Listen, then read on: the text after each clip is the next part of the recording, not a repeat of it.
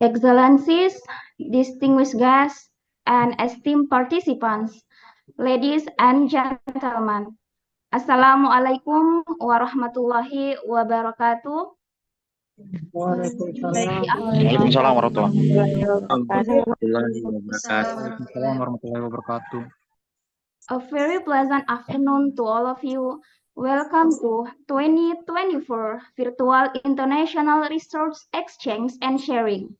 This year, Vires brings some research paradigm in education, real-world application, and implication to deepen understanding of research paradigms in education and equip lecturers, students, practitioners.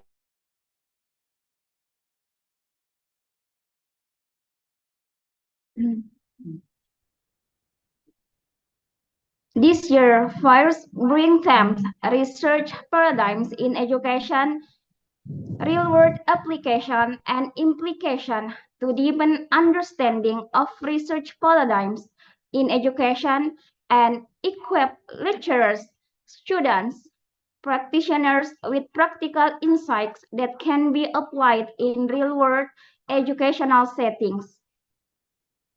I am Siti Marhanarulu, will be the MC of Vires 2024. I am delighted to welcome you in this virtual event.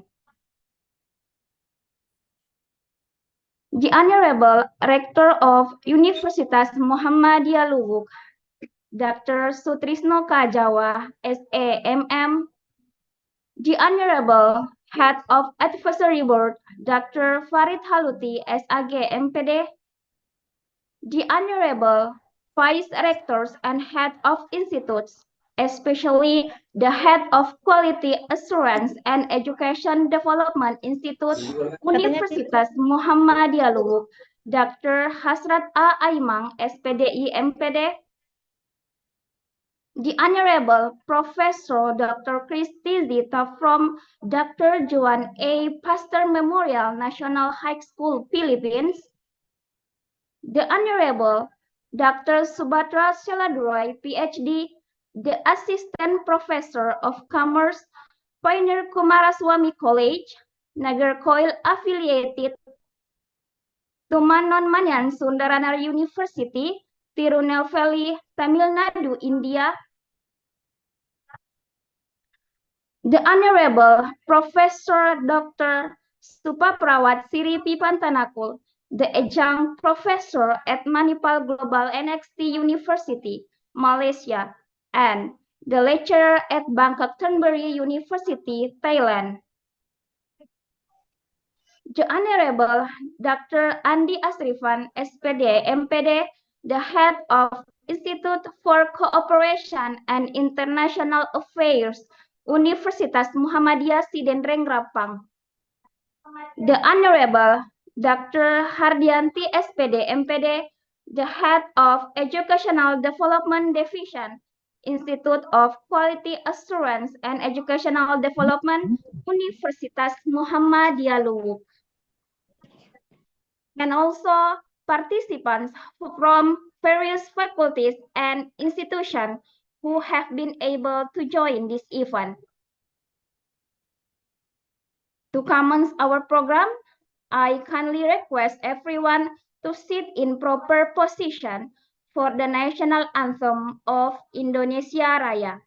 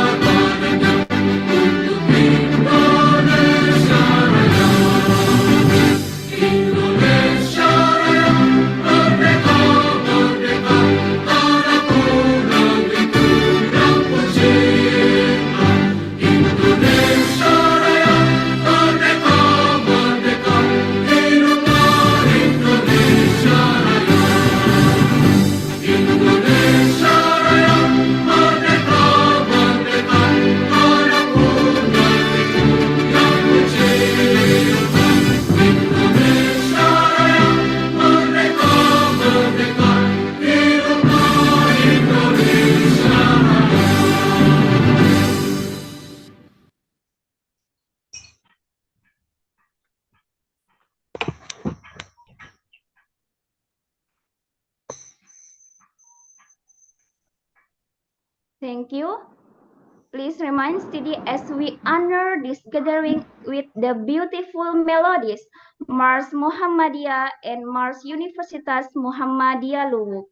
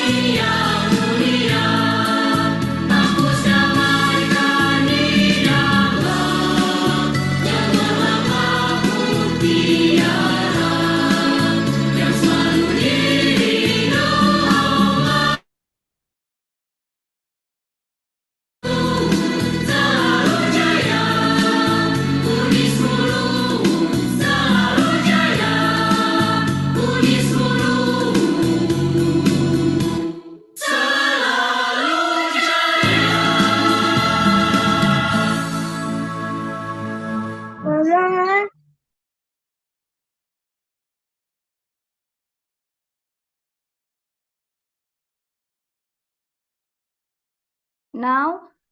it's time to set the tone for today's proceedings. I have the honor of inviting Director of Universitas Muhammadiyah Luwuk, Dr. Sutrisno K. Jawa, SAMM, to deliver the welcoming speech. The screen is yours, sir. Assalamualaikum warahmatullahi wabarakatuh. Waalaikumsalam warahmatullahi wabarakatuh.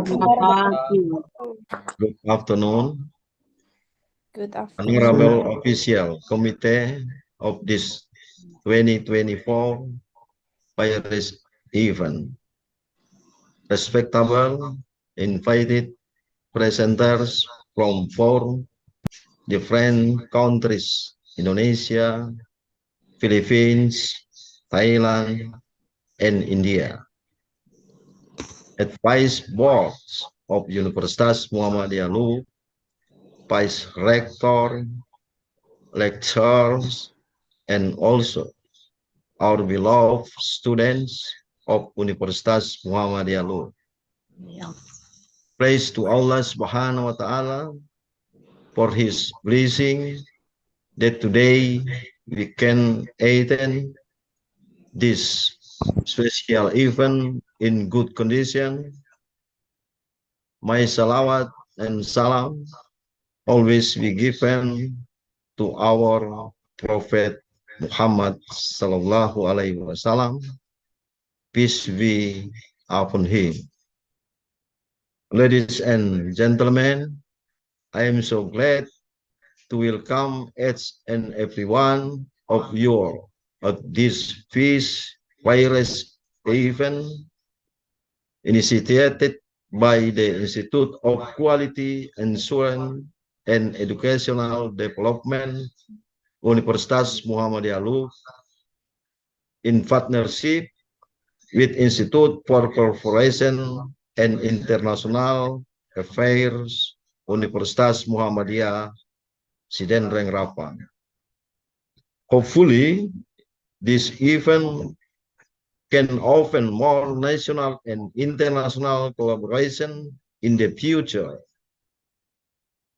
On behalf of Universitas Muhammadiyah Luwuk, I will also give my appreciation to the invited presenters who have given and approved and request to share their valuable knowledge in this event.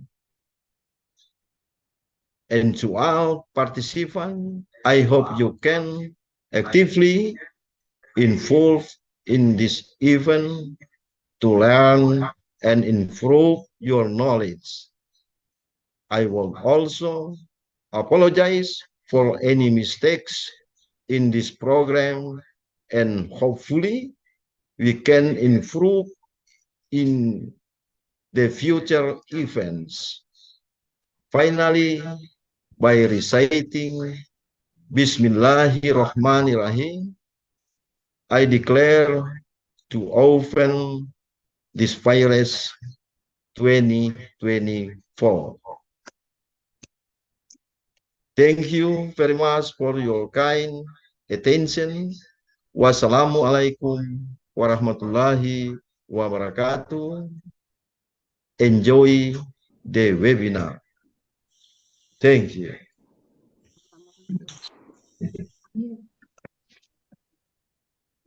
Thank you, sir, for using inspiring words and very warm welcome. Your insight will undoubtedly guide us through the day's discussion. Ladies and gentlemen, the first phase of our agenda today has been completed. So now we come to the main agenda, the sharing session with our resource person. In this time, I will not be alone, but helped by my beautiful moderator, Miss Nurhaida Lakwana, SPD, MPD. She is my fellow lecturer in English Education Study Program FKIP Universitas Muhammadiyah Luwuk. Therefore, without any further ado, please welcome our moderator today, Ma'am Aida.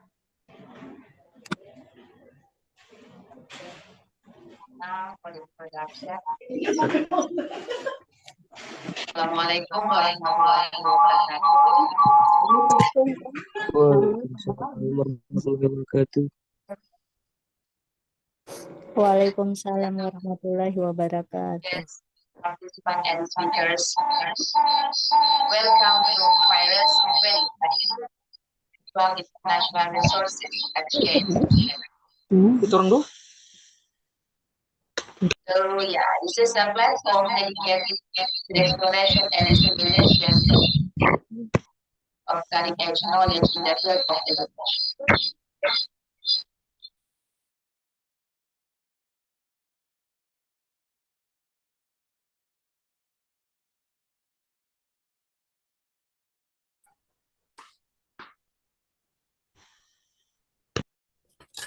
So I'm Nurhaida Lakwana. I'm honored to be the moderator today in this enlightening sessions. The theme today is research paradigms in educational. The theme is research paradigms in education, real-world applications and implications. Yeah.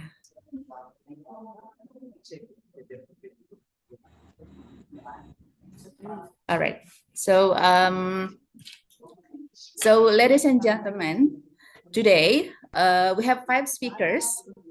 They are coming from 4 countries like Philippines, India, Thailand, and Indonesia.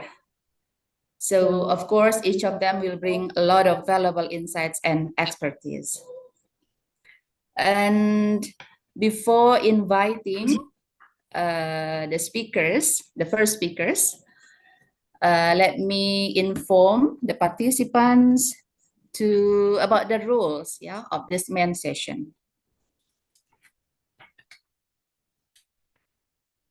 The first is please turn on your camera if you have stable connection, and then also please turn off your microphone until you are allowed to ask questions. And then also the participants can ask questions in a Q&A section. So after the speakers completed their presentation.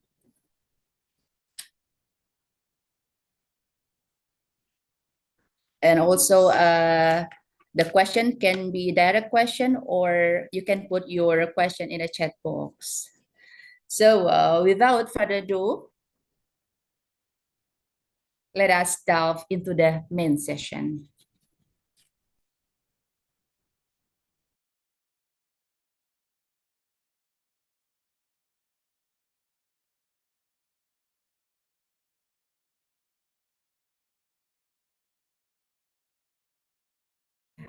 All right, so here there is one of the speakers. Please welcome Dr. Subhatra Shaladurai. Yeah, thank you, thank you, ma'am, for joining us. And then we are going to wait for the first speaker to join us. Yeah, because based on the schedule, it will be started from 1:30. So it's still about 4 minutes.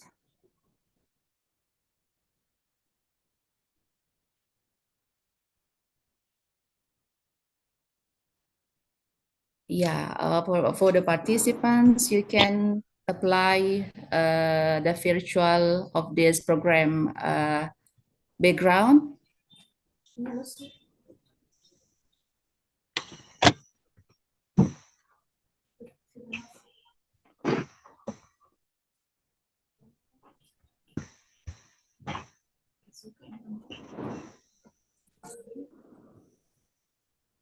Yeah, for waiting the speakers, let me inform you that we have 5 speakers today. The first is Professor Dr. Chris T. Zita.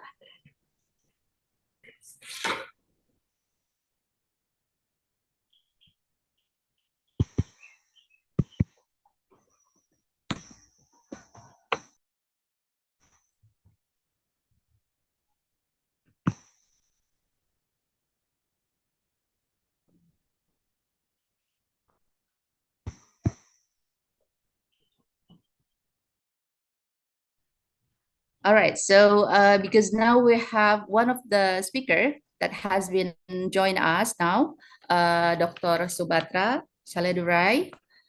Hello, ma'am. Good afternoon from Indonesia, and good morning maybe from India. Good morning from our side. Good morning. Happy morning to you all. Yes, how are you, So ma'am? it's yeah, very fine, very fine. Thank you. Nice to see you all. Okay, so thank you I very have much yeah. for. So I have internet instability. I'll connect from my PC soon. So I thought my session will be at 2 o'clock. That's here time after 1 hour. Okay. Aduh, I'll connect from my another PC. That will be more compatible. So I need all some right. time. Yes, ma'am, because the first speaker, still do not exist here. So, would you mind to be the first speaker in this agenda? Yeah, I'll take. Okay, so all right. So, thank you very much, ma'am. So, I would like now to invite the first speaker, Dr. Subatra Chaledurai, PhD. She also holds title in multiple disciplines, including commerce, philosophy, human resources management, sociology, and psychology. She's as assistant professor of commerce at Pioneer Kumaraswamy College, Nagercoil, Tamil Nadu, India. So please welcome Dr. Subatra Chaledurai. Ma'am, you have for about 10 up to 20 minutes for the presentation, and then it will be continued by the Q&A section. The screen is yours, ma'am. Yeah, thank you.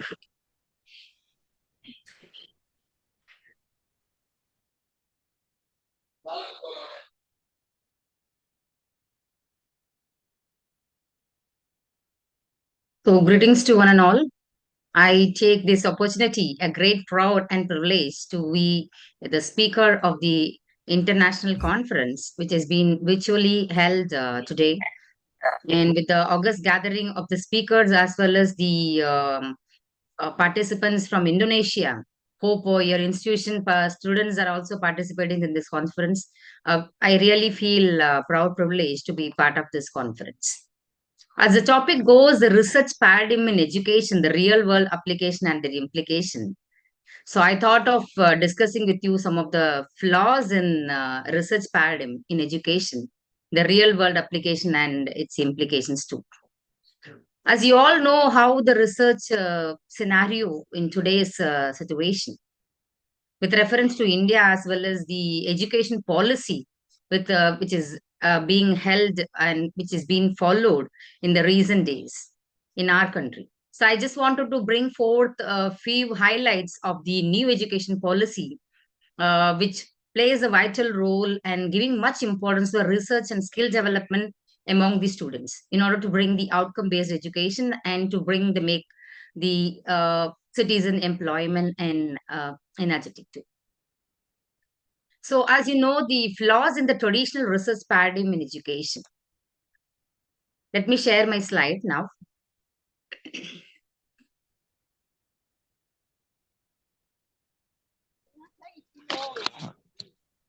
I hope it is visible. Is it? Can you please confirm? Yes. You know, the Yes. research in recent days shows some of the flaws in research paradigm. So, wishing the traditional research paradigm in education often relied on rigid methodologies, limitations, the exploration of complex, dynamic, and educational phenomena. And it has limited stakeholders' involvements too. And research sometimes lack the active involvement by stakeholders such as teachers, students, and our parents, as well as leading to research outcomes that might not fully address the practical challenges. And overemphasis on quantitative data. Till now, whatever the research we do, it's all depends on the quantitative data. And there was often an overemphasis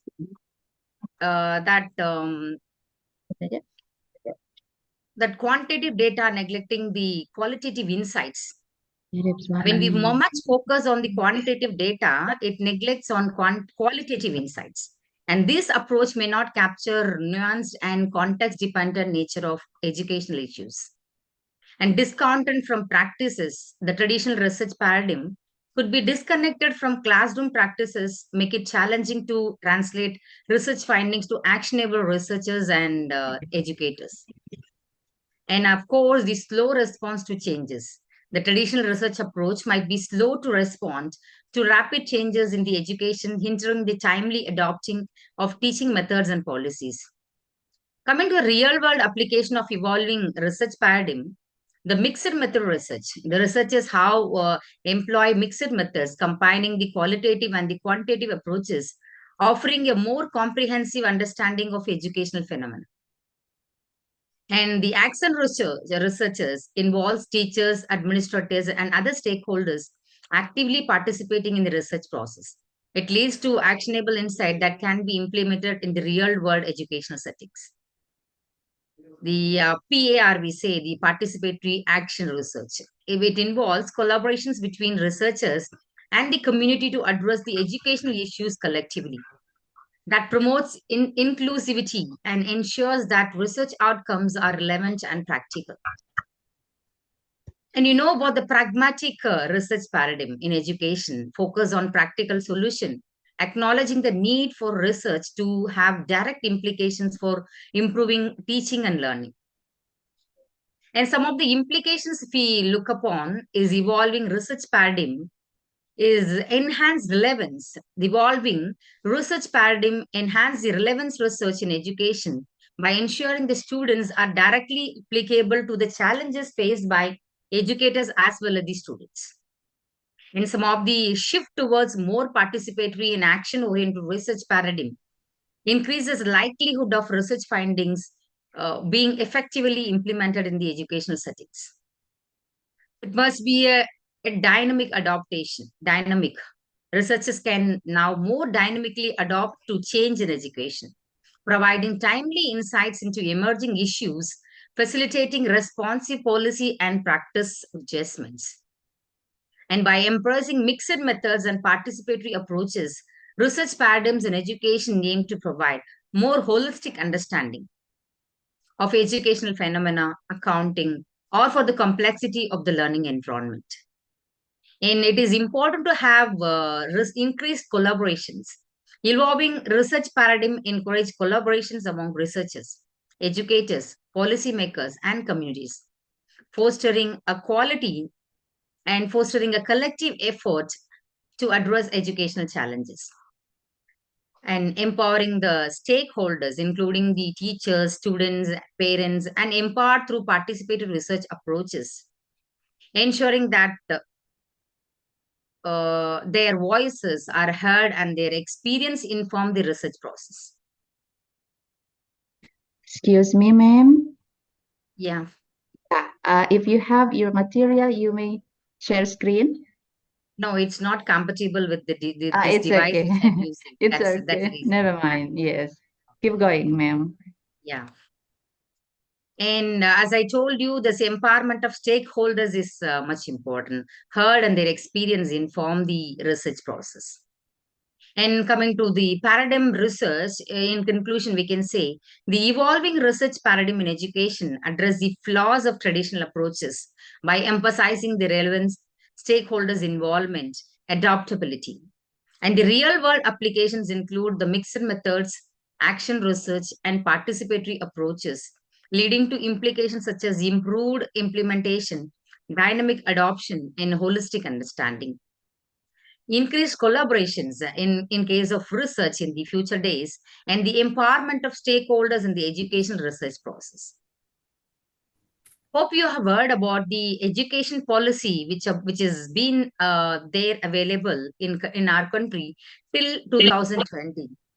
It was in force, and now after the 2020, the national education policy that marks a significant and visionary overhaul of India's education landscape, particularly in its aim to foster excellence in higher education. It was introduced to replace the decades-old policy, that's NEP 2020, is a comprehensive framework designed to address the evolving needs of dynamic and knowledge-driven society, with the focus on promoting a holistic and multidisciplinary approach. The policy envisions transforming higher education institutions into vibrant hub of learning, innovation, and research. And by emphasizing the flexibility, interdisciplinary studies, and the learner-centric approach, this 2020, this NEP, New Education Policy, is aimed to cultivate critical thinking skills, creativity, and adaptability among students. It prepared them not only to academic success, but also to meaningful contribution to the global knowledge economy. And the policy also advocates for a robust infrastructure, digital connectivity, and international collaborations to position higher education to the global stage. And in the policy of education, the approach to research paradigm in education reflects a transformative vision that emphasizes a holistic and multidisciplinary research framework that fosters innovations, critical inquiry, and practical applicability in the education system. And the policy encourages the adoption of diverse research methodologies, including both quantitative and the qualitative methods, to capture the nuanced complexities, the educational phenomena, embracing the participatory and action-oriented research ethos, and envisions active collaborations with researchers, educators, and stakeholders to address the real-world challenges in the education domain.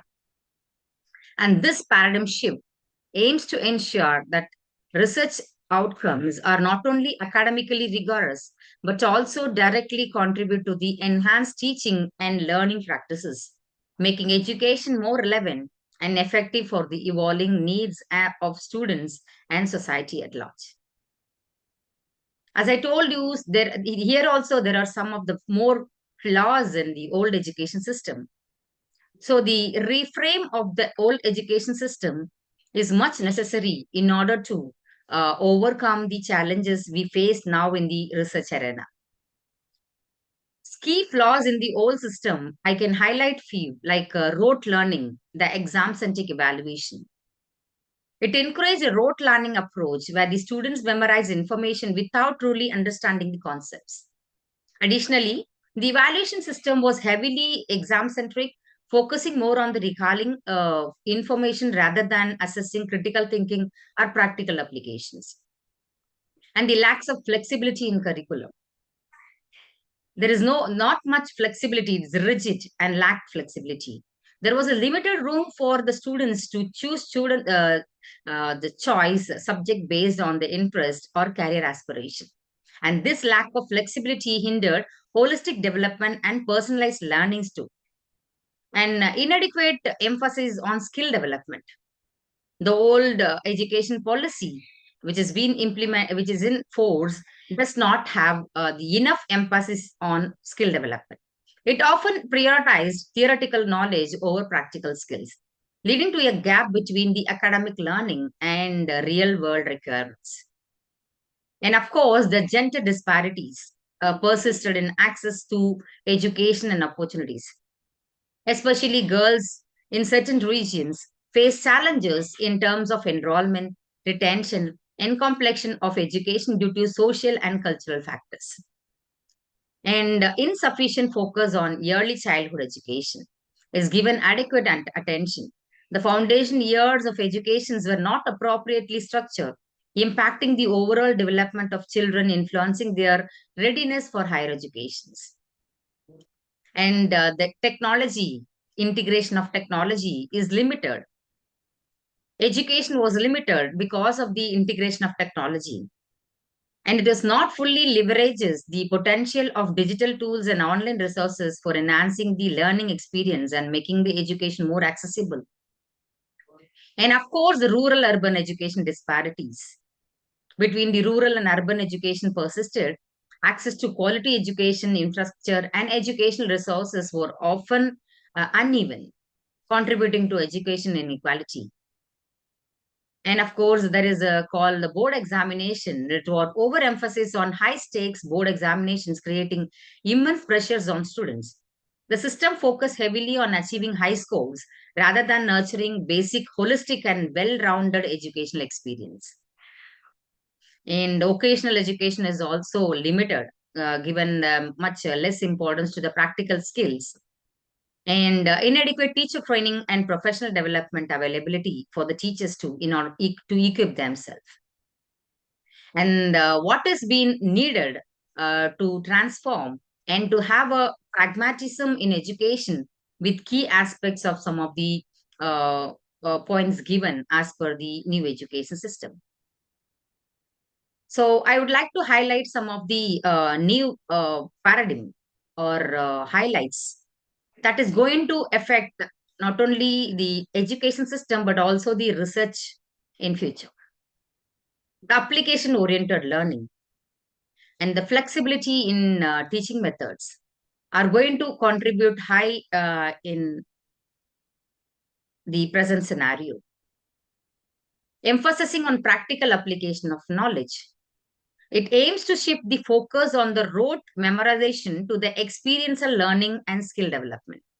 And the policy encourages vocational education, internships, and practical projects to enhance application-oriented learning. And I have seen some of the videos shared by our sister and professor who is working in Indonesia, Professor Mutmaina ma'am, showing the recent classroom experience and showing the learning experience of the students, substituting with the technology and some of the recent applications and in the emerging worlds, which helps the students to involve themselves much in the learning system. And of course, there must be a flexibility in teaching methods too. It promotes the flexibility in education system, allowing for multidisciplinary education, multiple entry and exit options for higher education. And student must be given the problem solving skills to develop the different essential skills in the education system. And the students to think independently and analytically. We must give an options to a student to think independent and with some analytical skill, and especially the problem solving skill. Of course, industry needs relevancy in order to make them employable. What the skill we are fostering to our students are entirely different from what the need of the industry. So we must bridge the gap between the academia and industry requirements. And continuous improvement, which is being promoted by the new education policy that promotes a cultural and continuous learning and improvement for both students and the educators. And it encourages regular assessment, feedback mechanism, and the adoption of best practices for enhancing the quality of education. As I told you, much important thing which has been focusing by many of the institution as well as the countries different globally to recognize this role of technology in modern education. And the policy which I was talking about, the new education policy, it also promotes the integration of technology for learning, online learning, digital resources, and adaptive assessment methods to enhance the learning experience. And in summary, I can say that the principles of pragmatism in education align closely with the objectives and reforms outlined in the education policy with reference to our country, you can say. And both emphasize a shift towards practical application oriented learning, flexibility in teaching methods, and development of critical relevance industry needs. A commitment to continuous improvement and the effective integration of technology for enhanced educational outcomes and the research outcomes. So all these are going to contribute much on the paradigm shift and the real-time applications and implications in the education as well as research.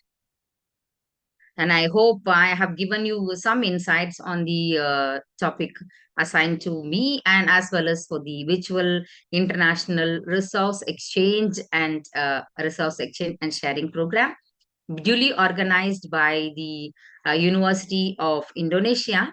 It's proudly a good honor to be the part of this program to address on the role and implications of this research in education.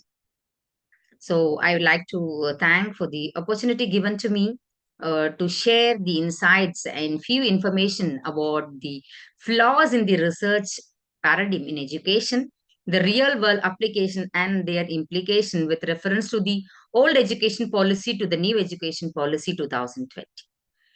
So I once again thank all the August participants and the organizers in the team who involved in organizing this program. Is really a wonderful experience to share virtually and to meet you all, especially in this through this platform. I thank Professor Dr. Andy Asrifan who introduced me, and I thank all the management and faculty members of the university, of both the universities. Thank you. Nice meeting you all. Thanks for the opportunity. Thank you, ma'am. Thank you for the very valuable insight. Thank you so much. Yeah, and now we move to the Q&A section. I'm going to invite the participants. If you have question, you may raise your hand through Zoom, or you can put your question in the chat box. All right. So for this section, we'll open for about 1 up to 3 questions, and then the question will be directly answered by the speaker. So and here you we can have, also share some of the relevant informations with reference to education system with relevance to research in your country, so that we have a mutual Sure. exchange of the ideas as well as the real-time problems or the scenario we face. We can have an Okay. interaction on that too for 5 minutes. So sure, ma'am. All right. So now we have one participant to ask question. He has raised his hand. Yeah, please, Chandra. Check. All right, Thank you, ma'am. please. Yeah. Thank you for the opportunity given to me. Wait, Chandra. So as an information, ma'am, this is one of our student English coming from English department. So great. yeah, he's one of our students. Okay, please, Chandra. Thank you, ma'am, madam, moderator. I like to ask about to one of you, ma'am Subarata. Yes, do I mistake? Subatra. I'm sorry, pardon me. Thank you. Okay. Where is it? My you talked before previously as quote unquote mixed method with dilemmatic paradigm. Now, which as I will ask to you, what is the difference between when we try to do this mixed method and on the field of research or maybe some development of some research before, we on the field there is so many problems, like some, for some example, like in qualitative method, on some paradigm, as you stated In before, quantitative. it is exist, but in some quantitative style, it is also related. And as for that statement, I have given many confusion for your explanation before, or maybe because I don't have any prior knowledge based on the slide presentation or somewhat. But I'm sorry before. But as I said that, what is the paradigm dilemma when we try to do or to conduct mixed method? Thank you for your consideration. That is my question, ma'am. Yeah, right. As you asked your question on mixed research, mixed method research, it is actually collective research on both quantitative as well as qualitative data. An example of this could be a studying on how parents interact with their children by conducting interviews and then using a survey for further explore and measure these interactions. Like some we collect through data, and of course we cannot collect many studies through data only. So there we need to apply some qualitative approaches to see their response through their behavior, response through their the observations and all those things. So substituting this mixed mode research, this commonly refers to using more than one market research method for the same task, such as using online surveys and phone interviews in the same research project. Most often we collect data through questionnaires and interviews. And here we are going to apply both options, such as using online surveys and phone interviews in the same research. It is because to make the research effective as well as the outcome-based. For example, a mixed method study that uses qualitative methods to examine whether the writing programs improves outcome for the students with LD, as well as the qualitative interviews to explore teachers and students' perspective on the intervention and accessibility. Hope you are getting my point. So one way you are applying the quantitative methods, that to collect the data, quantitative data, to whether the examine whether the programs writing program that improves the outcome of the students with LD. And again with the qualitative interviews to explore the teachers and students perspective on the intervention on acceptability. That is how well it meets the participants' needs. So we are going to combine the research method, the mixed research options, only to make our study effective. So typically we'll follow one method to collect the data. That is only quantitative approach. Only we collect the data through questionnaire. And this qualitative approach will confirm your research finding. So that is the advantage of the mixed research approach. Are you with me? Hope you are getting my point. Yes. So you said that to make your research much effective outcome than the previous outcome with a single approach. Or Just just for the with conclusion, the data.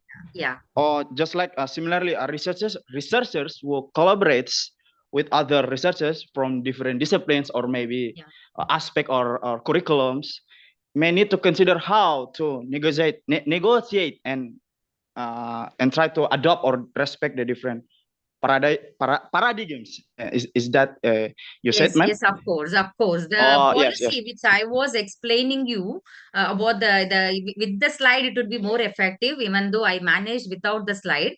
The NEP, the new education policy, is also emphasizing much on the collaborative research, because I represent commerce department and you represent English department. If you collaborate one more person from the science stream or from who belongs to chemistry, and our topic is on how effective the particular chemical or particular medicine is going to be effective or going to be marketed like that. Somewhat you are connecting with marketing with chemical. Then and with your language, you will write the body of content, the writing that will help you in writing the thesis or writing the article. And my part on focusing on the marketing and the selling strategy of that particular medicine.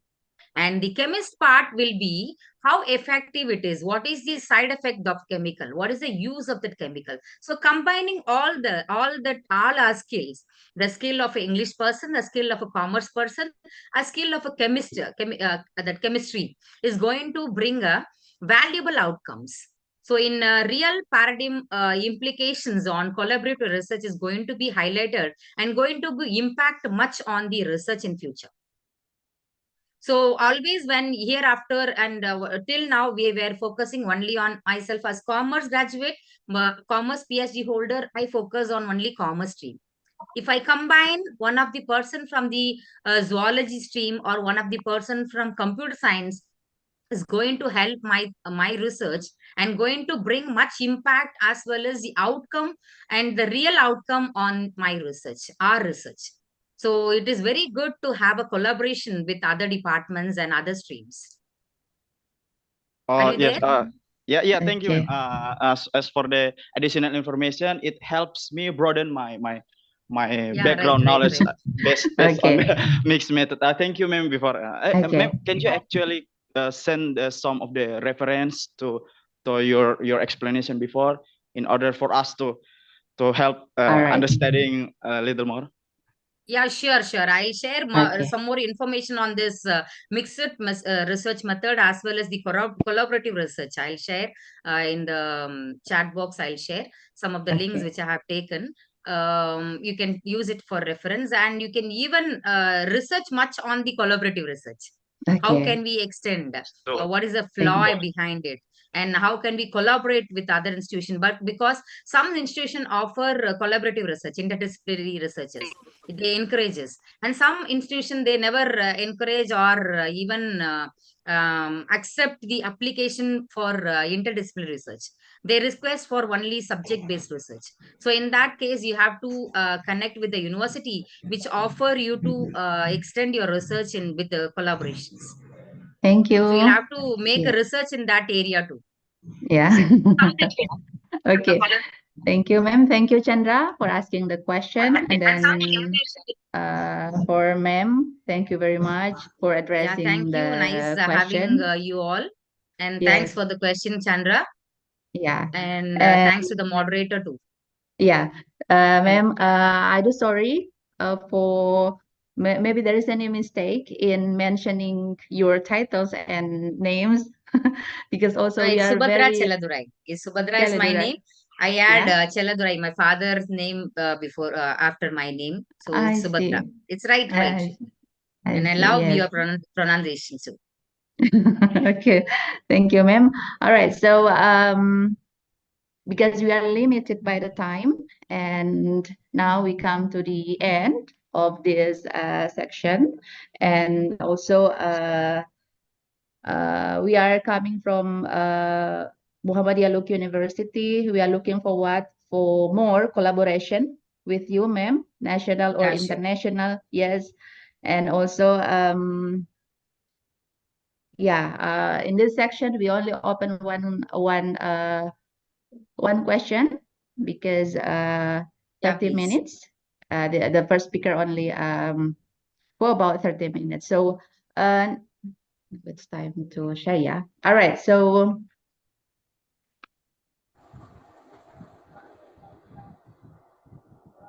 and now let's proceed with the certificate presentation to acknowledge Dr.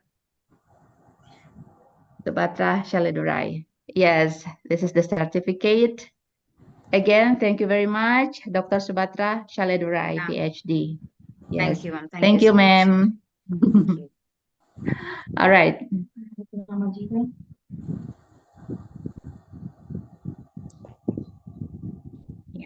All right, so now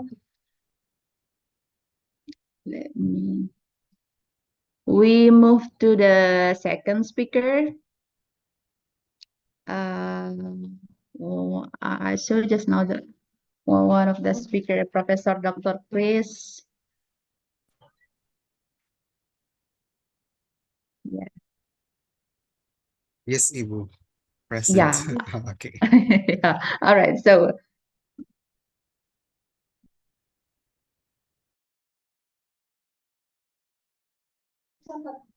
all right. So thank you, Prof, for joining us now. And all right. So I would like to invite the second speaker. He is the head of the English department from Dr. Juan Pastor Memorial National High School, Philippines. And his expertise is in education and leadership. Please welcome Professor Dr. Christy Zita. Prof, please. Okay, so Yeah. finally, here I am. So good afternoon to everyone. And of Good course, afternoon. nice to see my friend, Dr. Subhadra. Hello. Finally met again on virtual. So my topic has something to do also with, of course, our main theme, which is about research paradigms in education, real world applications and implications. So this something somehow has something to do, of course, with some of the discussions of Dr. Sabatra a while ago. So let's connect and let me present to you my presentation so that we can start and be able to at least exchange ideas on how we can really strengthen and make research fun, not only a headache, or should we say, because this is somehow difficult for students or for some people who are not into research. But of course, we can make it easier, but maybe by this topic which I will be sharing to you. Okay. Is my presentation slide appearing in your screen now? Not yet, Prof. Okay. For a while.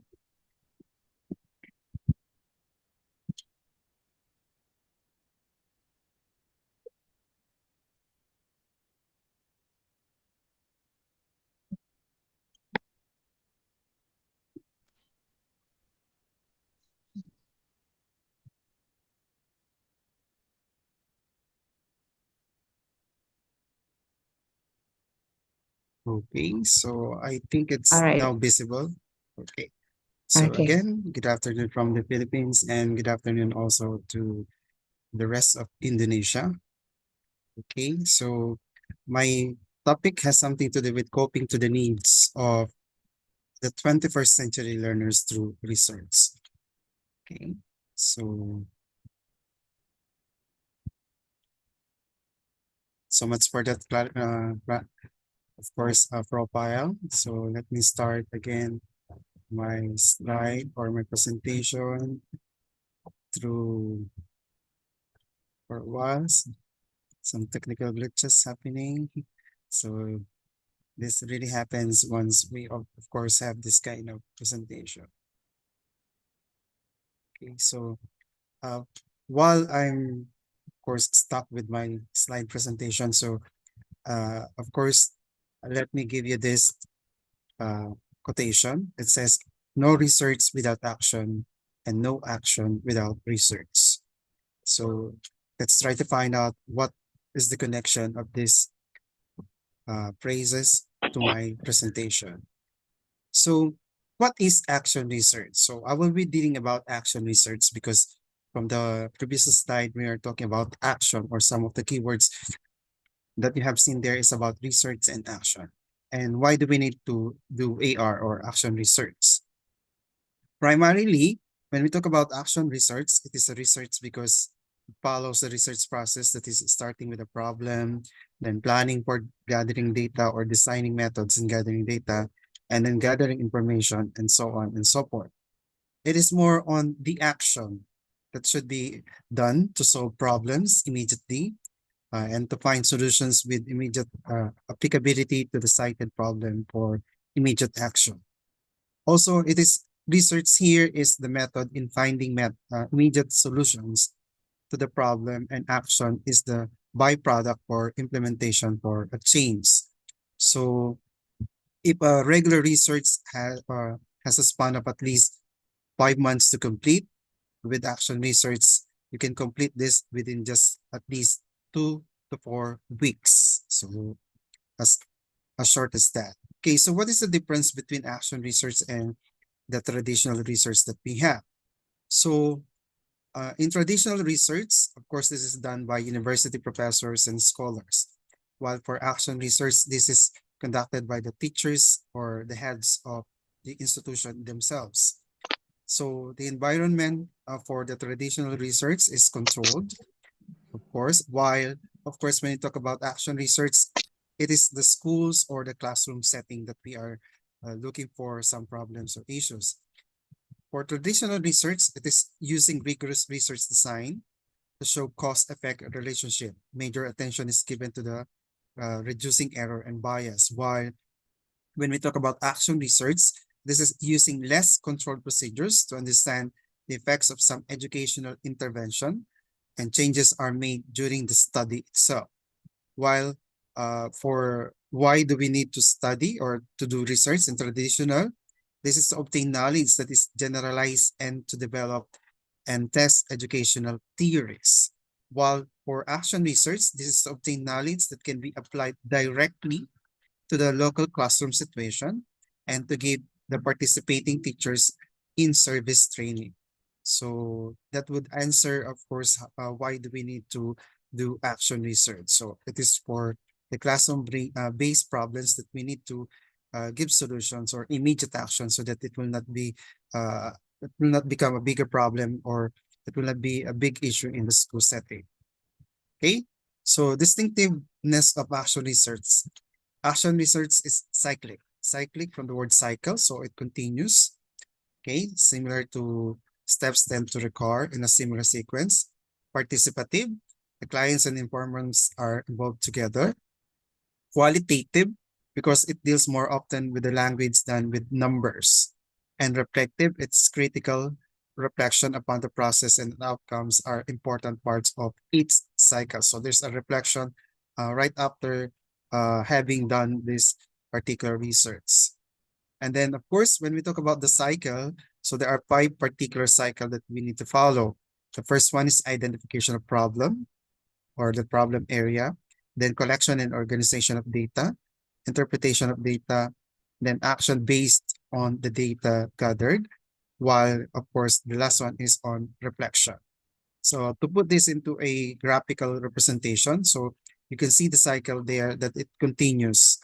Identify the problem, come up with a plan, gather and interpret the data, act or implement the suggested solution, then evaluate if those suggested solutions are applicable or effective. If not, we can come up with the next step. Maybe we can improve or put another or base the action plan on the gathered data and try a new one until in such a way we will be able to find out what is the best solution for the particular problem. So these are the phases of action research. So the phase 1 is problem identification. From the word itself, we need to identify what particular issue or problem is happening inside our classroom or within our students. And then upon having the second phase, we need to plan for the action. So your plan will be the solution to the problem. It can be new strategy or a process or methodology or any applicable solution that might be able to at least solve the problem that you are encountering. And then the phase 3 is data collection. So what types of data should you try to collect in order to answer your question? Then how will you ensure that you have multiple perspectives? What resources exist and what information from others might be useful in helping you to frame your question? And then you can decide on types of data to collect or help you interpreting your findings. And then phase 4, which is of course the data analysis. What can you learn from the data and what patterns or insights and new understandings can you find? And what meaning do these patterns or insights and new understandings have for you, for your practice, especially for your students? And the last phase is, of course, plan for future action. What will you do differently in your classroom as a result of the study? And then what might you recommend to others, or how will you write about what you have learned in order for your findings to be useful to you and most especially to others, and most importantly to your students or your learners. So in a graphical representation, you see there that it's a cyclic, or it's a cycle. So it's cycle 1, cycle 2, cycle 3. It depends on how long will it take for you to at least be able to identify or formulate a particular solution to your problems.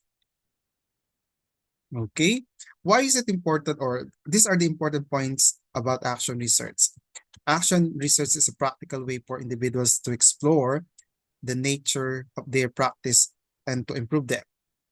And then action research encourages practitioners to become knowledge makers rather than merely knowledge users. Action research bridges the gap between theory and practice. Action research uses action as a means of research. Planned change is implemented, monitored, and analyzed. Another is that action research started from encountered problems, then proceeds through a process of planning, action, and reflection upon action. So this can be thought of as an action reflection cycle in a spiral manner. And then action research is carried out by individuals, but these individuals may work collaboratively. So the word collaboration is present also here, just like Dr. Subatra's presentation a while ago.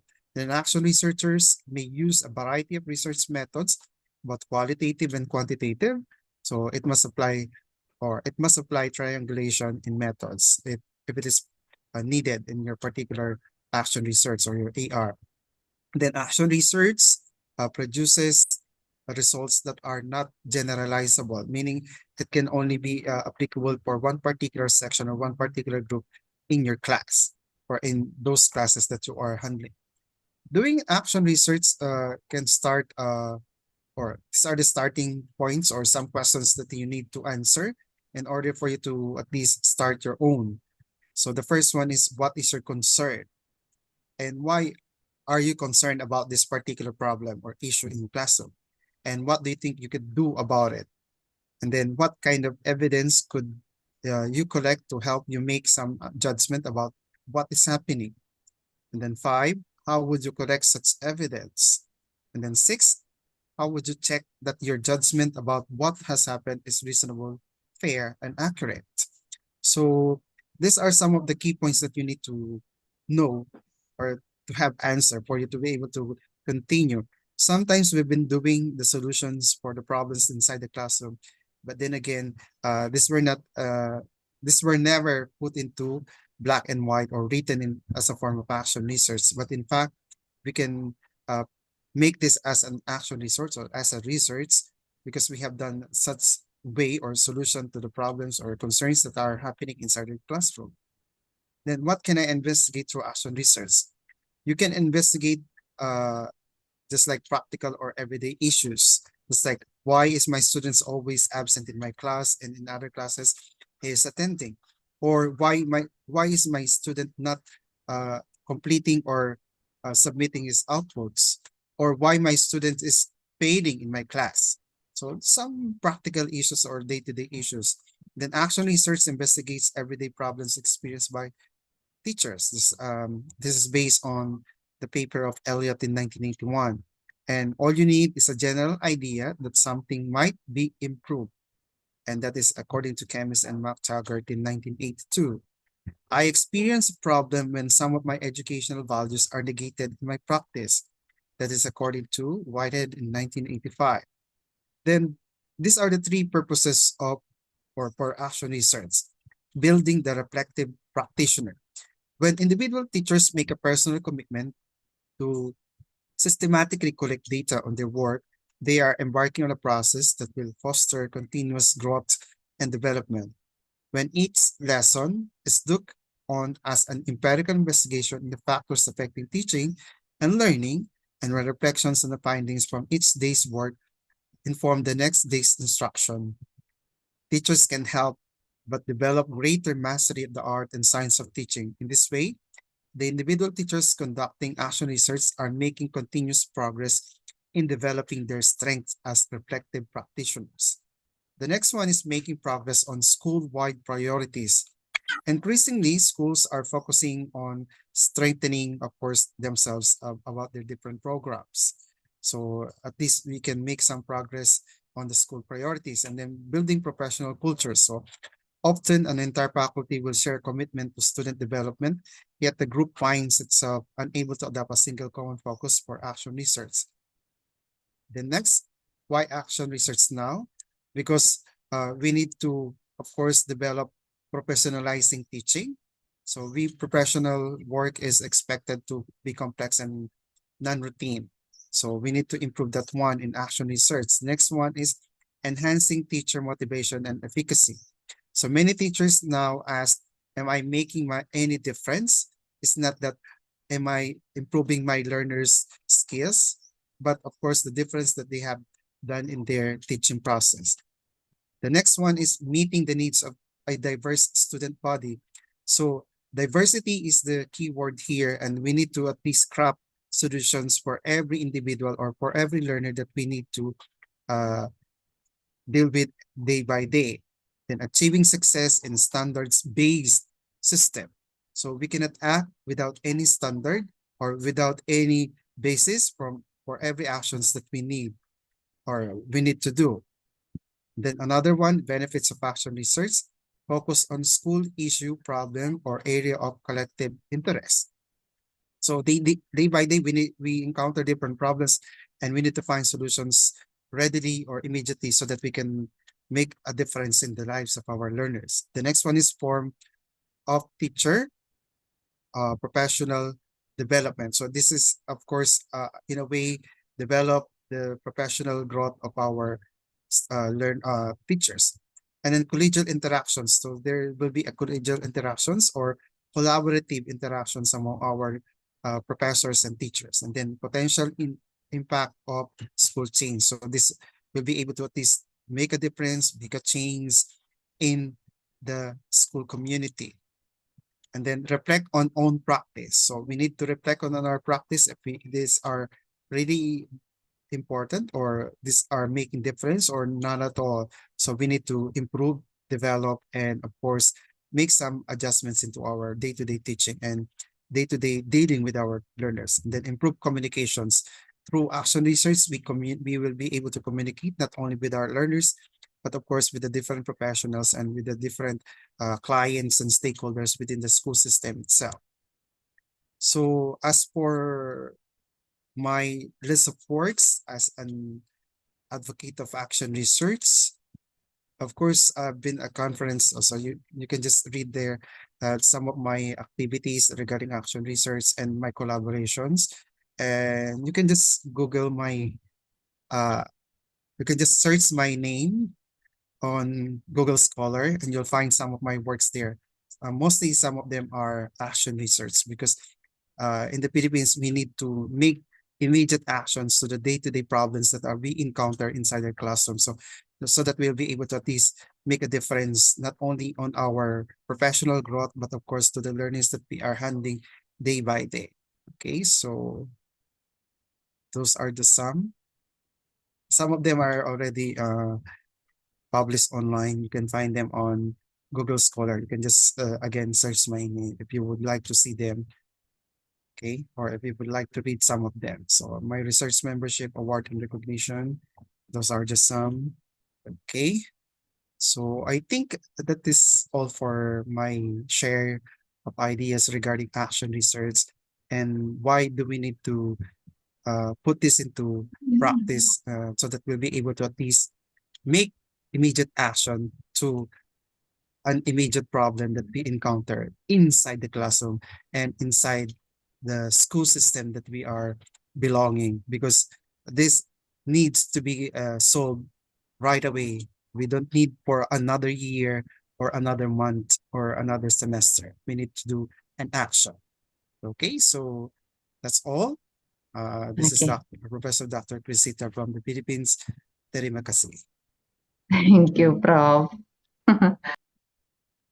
All right, so thank you very much for the very valuable insight, Prof. And now we still for about 8 minutes to move to the Q&A section. And for the participant, you may raise your hand.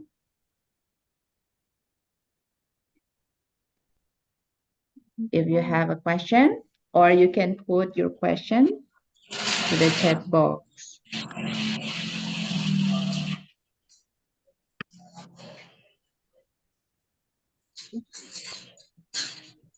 All right.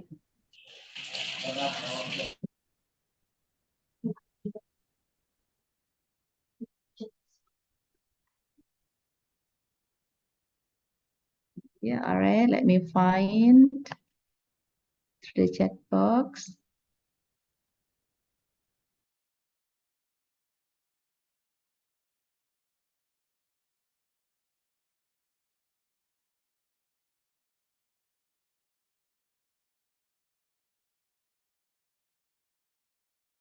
Okay. Excuse me, Prof. Yes, Ibu. Yeah, please.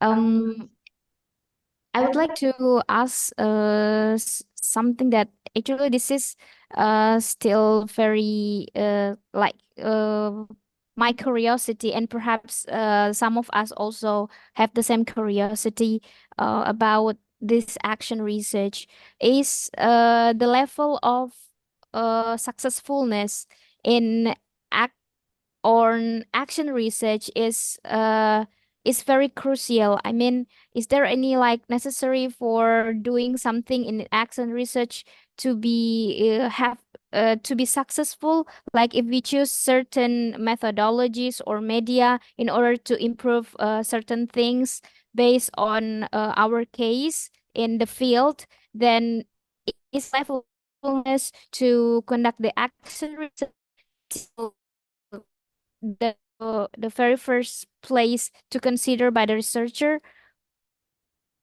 or related to the cycles maybe? Actually, action research is the easiest way on how to do a research itself, because it doesn't really have something to do or deal more on about literature. Because as we talk about research, when we talk about formal research, we tend to have, or we specify a number of literature, right? So there are local and foreign literatures that we need to include. But in action research, you can just have few of them, for as long as they are related or connected, and of course, with the idea that you are presenting or the problem that you would like to solve is within the boundaries or within the, of course, limitations of those literature. So action research again is not that difficult.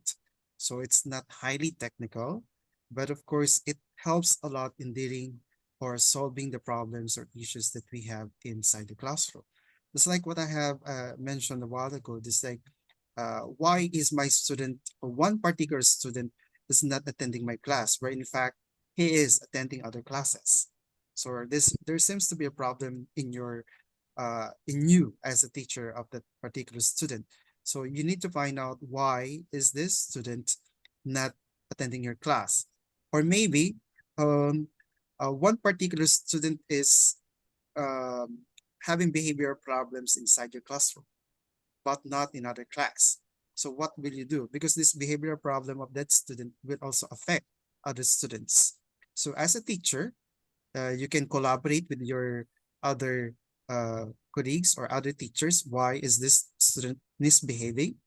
And what are the issues and concerns that that you need to know in order for you to at least maybe adjust your teaching and learning process or the way you deal with a particular student. So as in simple way, we're just dealing with what is really happening inside the classroom. And of course, we just need to put into writing what we are doing. But of course, this particular simple problems will become a bigger problem if we will not be doing such research or action research. Because from doing action research, you will not only help yourself, but also you will be helping your learners. And at the same time, this might happen in other classes, which of course, in other classes and with other teachers. So by doing action research, you can readily give solution or make solutions not by your own, but you can also collaborate with other colleagues and teachers, and then of course find ways or make an agreement on what you should do together in a for you to be able to at least make this a particular solution for others. And in such a way, this particular action research of yours can be replicated or can be adopted by other faculty or by other teachers in your institution. So in this manner, you're having your collaboration, and at the same time, you are also helping your colleagues, your fellow teachers, your institution, and most especially your learners themselves. Okay, thank you, Prof, for the tips. Maybe other students or our fellow lecturers want to ask. I return to the moderator. All right. Thank you, Prof, for addressing the question. And maybe from other. All right. So there is no more question from the participants. And now also, because in every speaker, we only have for about 30 minutes. And now it's about 28 minutes. So it means that we still have 2 minutes. And of course, Prof, thank you very much for sharing us such a nice topic that you have shared just now. And I do apologize maybe if there is any mistake in mentioning your name and also your titles. And also, we are looking for more international or national collaboration next with you, Prof, if it is possible.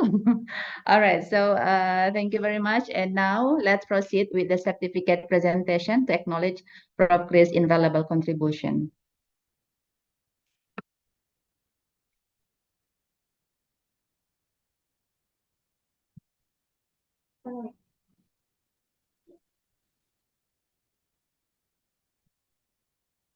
All right, so Prof, again, thank you very much.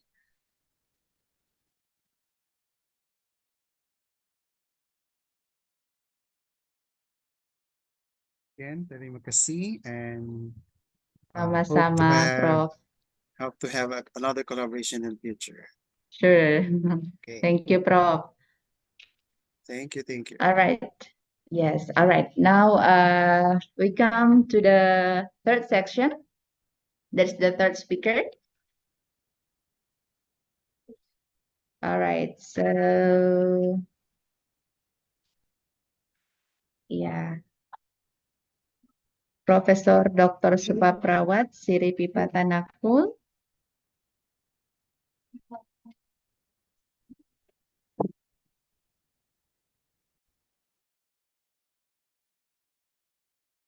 Your mic is on mute. Trying to release it. Yeah. All right. So we are waiting for the third speaker.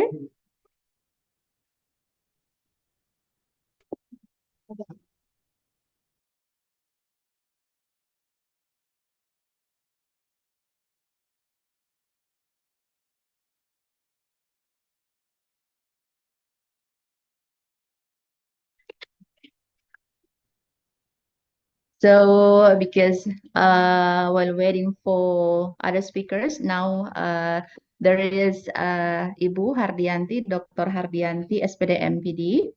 Well,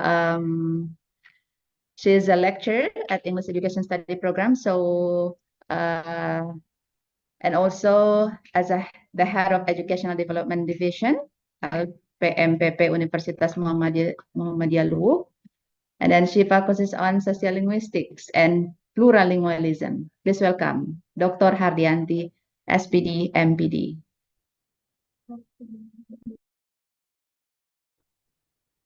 Okay, thank you, moderator, for giving me chances. Because other speakers haven't been here.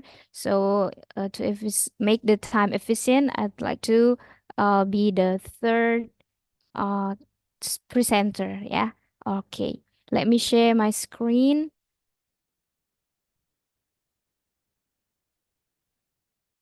Okay.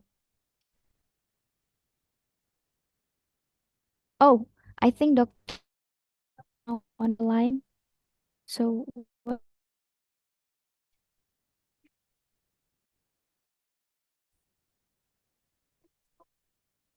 okay.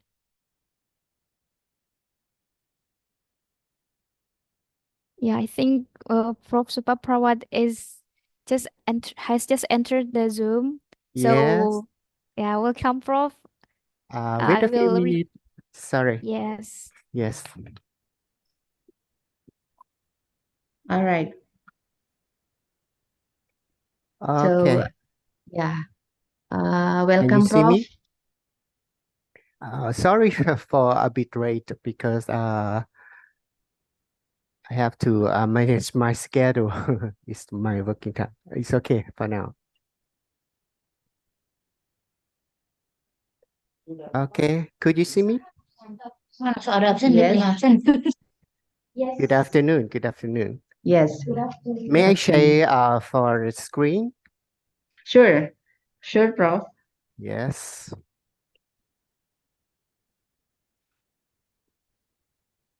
So while waiting for Prof to share the material, let me read a little bit short to introduce Prof. So Professor Dr. Supaprawat Siripi Patanakul. He is an adjunct professor at Manipal Global Next University, Malaysia, and also lecturer at Bangkok Thunbury University, Thailand. And then he focuses on multidisciplinary studies on business, education, healthcare, management, and behavioral analytics. And Prof, you have for about 15 until 20 minutes to present your materials, please. Yeah. And then after Yeah. that, it will be continued by Q&A section. Please, Prof. The Yeah. screen is yours. Yeah. Could you see my slide? Not yet, Prof. Not yet. Yes. Sorry.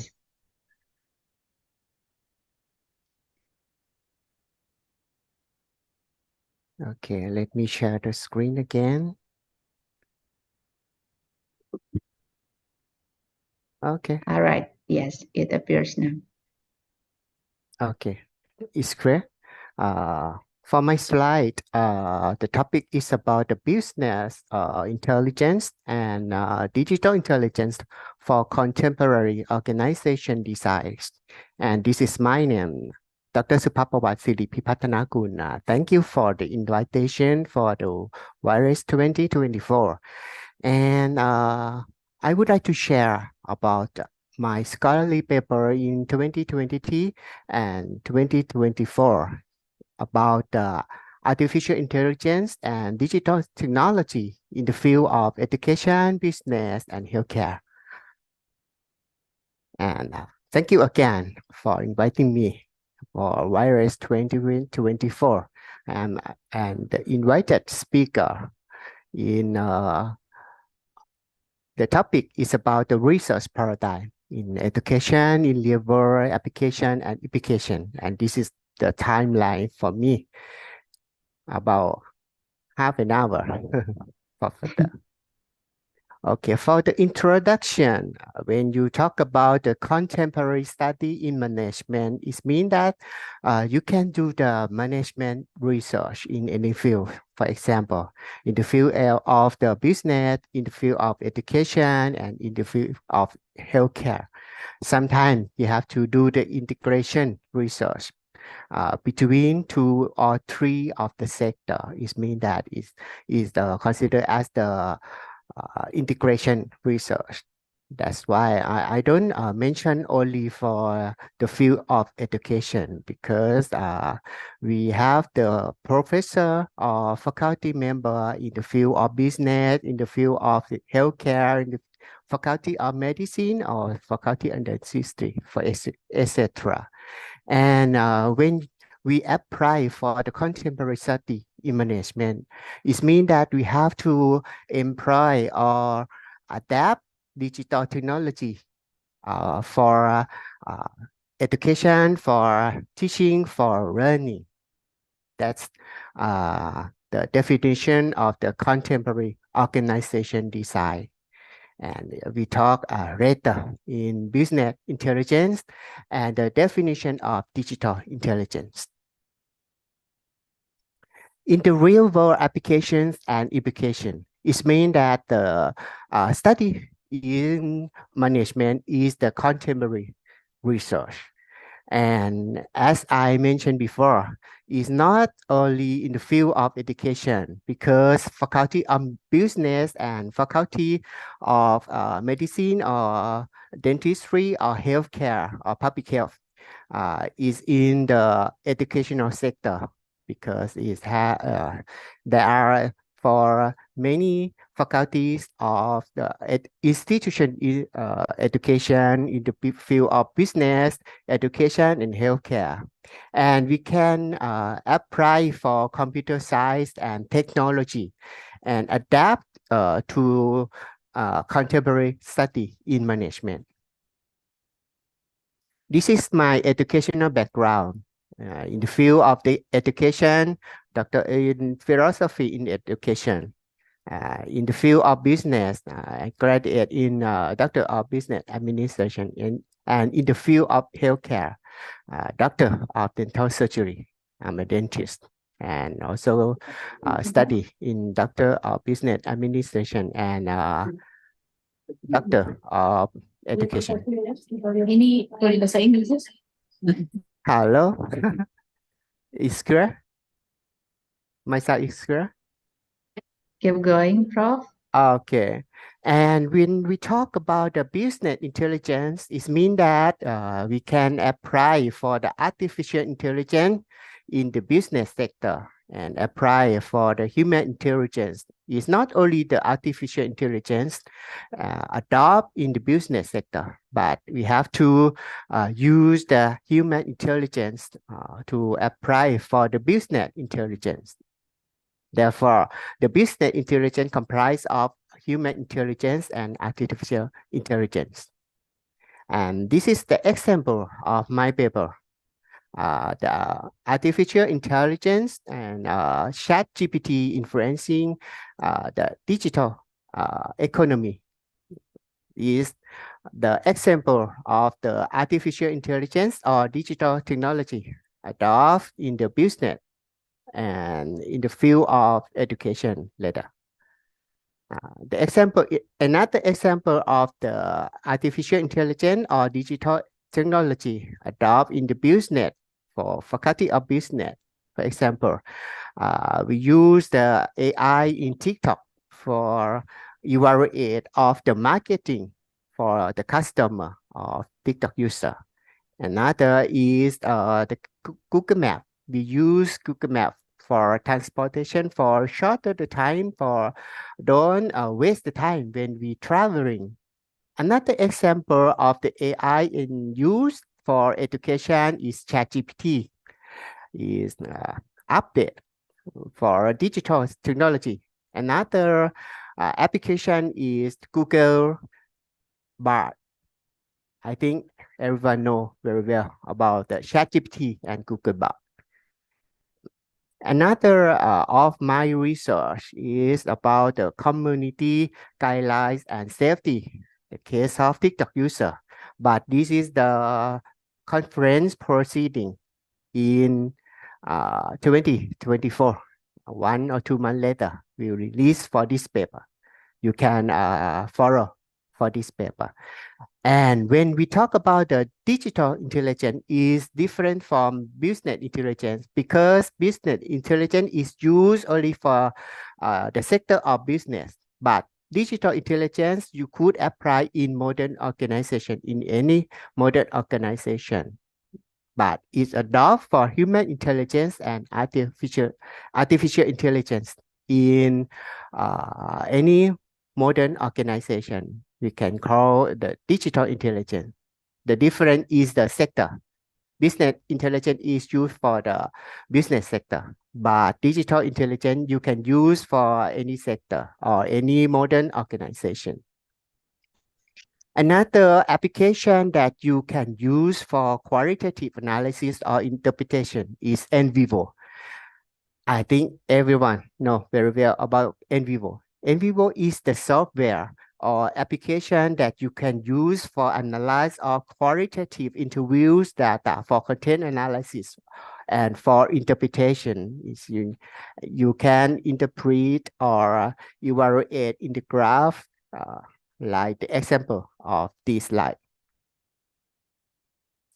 When we talk about digital technology, it means that we can adopt the digital technology to create the green university in Thailand, in Malaysia, or in Indonesia, in any country that you adopt the digital technology and you adopt for the renewable energy for sustainable development growth. And this is another paper that we released for about 2 months. It's about the digital intelligence among the students. You can follow this paper for further. And if anyone asks you how can artificial intelligence destroy the corporate value? But anyone, if you know the definition of business intelligence and digital intelligence, it means that you can answer this question, because the business intelligence is comprised of human intelligence and artificial adoption in business. And digital intelligence is refers to the human intelligence and artificial intelligence adopt in organization. But one thing that we could not find from artificial intelligence is ethics. It means that human intelligence can solve the issue. We could not use only artificial intelligence because without ethics. And when you would like to develop sustainable development goals, it means that you have to employ for the human resource, employ for the money, for the material, and the modern or contemporary management. When you talk about the contemporary management, it means that you employ for digital technology in education, in business, or in healthcare sector. And this is the cartoon in LinkedIn. You can see that this cartoon talk about the artificial intelligence in can make the loss of the job of the human, like the Tom and Jerry. The artificial intelligence can in the cartoon, I think the artificial intelligence can replace of the human, replace of the working human, like Tom and Jerry in this cartoon. And when you would like to use the artificial intelligence to avoid the plagiarism, you have to know the definition of the plagiarism. The plagiarism is the practice of taking someone else's idea and passing them off as your own. But in my opinion, if you talk only taking someone, but the artificial intelligence, Google Bard, ChatGPT is the somebody or someone. In my opinion, any source that you passing them as your own, it could be considered as plagiarism, even though the AI or ChatGPT is not a human, but if you copy their idea and use as your own, it is considered as the plagiarism also. And we could avoid the plagiarism by paraphrasing and checking plagiarism with Turnitin or Gamery. And you have to paraphrase. The definition of the paraphrase is putting someone else's idea as your own. Is mean that you have to rephrase and putting someone the idea and rephrase in your own words. And paraphrasing is a rephrase, but after rephrase, the meaning of the sentence is not changed. Is the definition of the paraphrasing. And this you can follow my paper and in LinkedIn or in Orchid ID. This is my experience as the conference and journal. And you can see my personal link and you can follow it and see my paper. And thank you. This is my link, personal link that you could follow me, follow our resource. And thank you for collaboration between university worldwide and inviting me as the speaker. Thank you. Yes. Thank you, Prof, for the very valuable insight. Well, now we come to the Q&A section. For the participants, if you have a question, please feel free to raise your hand. And also you can put your question through the chat box. While waiting for the participant to ask question, I would like to ask Prof about the application for paraphrasing. Is there any applications that you can recommend for paraphrasing? Okay. The application for paraphrasing, you can use keyboard. All right. Yeah, you Yes. can search in Google and you write keyboard, Q-U-I-L-L. All right. Q-B-O-T, keyboard. I see. I see. Yeah. All right. You Thank you, can Prof. use it as a paraphrase. When you use the keyboard, you can paraphrase for a shorter, for a longer sentence, for normal, for academics. You can I choose. see. All right. If you would like to write the paper, sometimes you have to use for academics because it's used more in technical terms. All right. But if Cool. anyone would like to use ChatGPT or Google Bard, please consider for plagiarism, you can use it as the guideline for search the where resources in the Google Scholar for support that idea. Don't copy and paste. Yes. Yeah. Prof, what about using ChatGPT to paraphrase? Is it possible also?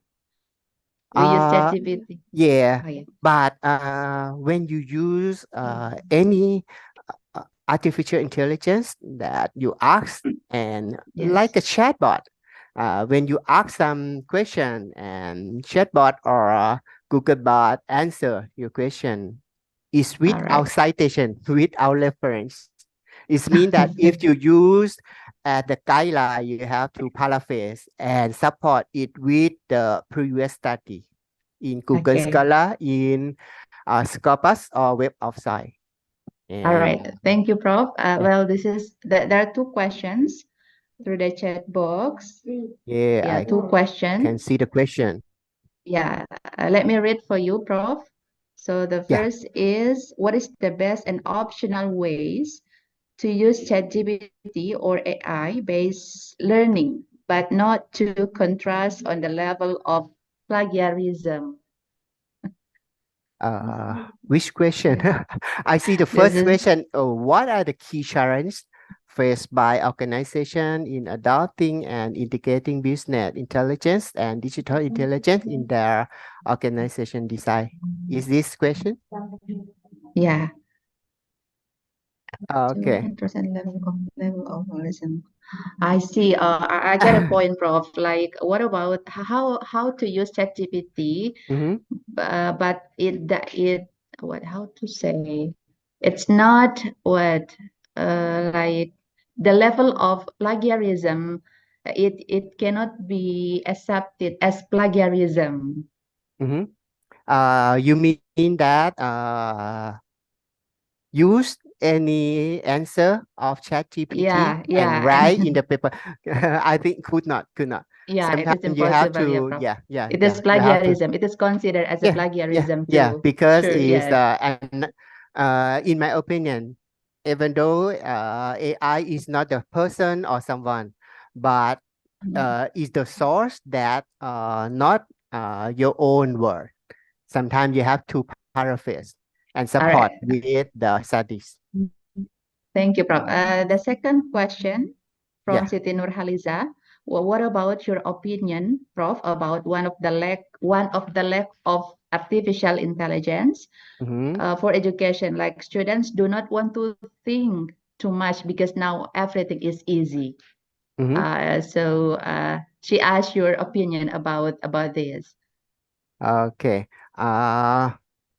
If you could not file for the artificial intelligence for education like that, because sometimes you have to pay, right?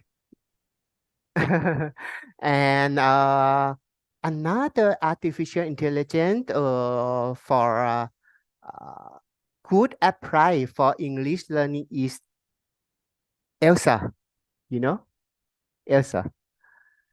Yes, is the Yeah. application in Yeah, mobile I know. application Elsa. Yes. This is you can use it, but Mm. you can try for free. But if you would like to use for a long course, you have to pay. Yeah. Yes, we have to pay. Sometimes, but if you could not find free AI in education, sometimes you have to use YouTube. You can learn from the movie. You can learn from the music. Sure. Yeah, it's another alternative. All right. Yes. Thank you very much, Prof. Such an insight, thought from you. And because we are very limited by the time, Yeah, I and see many thank you very much. questions. Yes, I see because many your questions. topic is very Yeah. interesting. Another one question is interesting because he or she mentioned about the negative impact of artificial intelligence. As I Yes. mentioned, if you use only artificial intelligence, but you don't use human intelligence, yes, it could be the ethics. Yes. Human intelligence can delete or decrease of the ethical issue. Okay, that's the idea of All today. right. All right. Thank you very much, Prof. Okay, thank you. Yes, we come to the end of your section now. Thank you. Very well And organized. yeah, and also I do apologize for if there is any mistake in mentioning your name, Prof, and also your titles. And we are looking for more international or national collaboration with you, Prof. Sure. Yes. All right. So now let's proceed with the certificate presentation to acknowledge Professor Supaprat Siri Pipatanakul. Yes.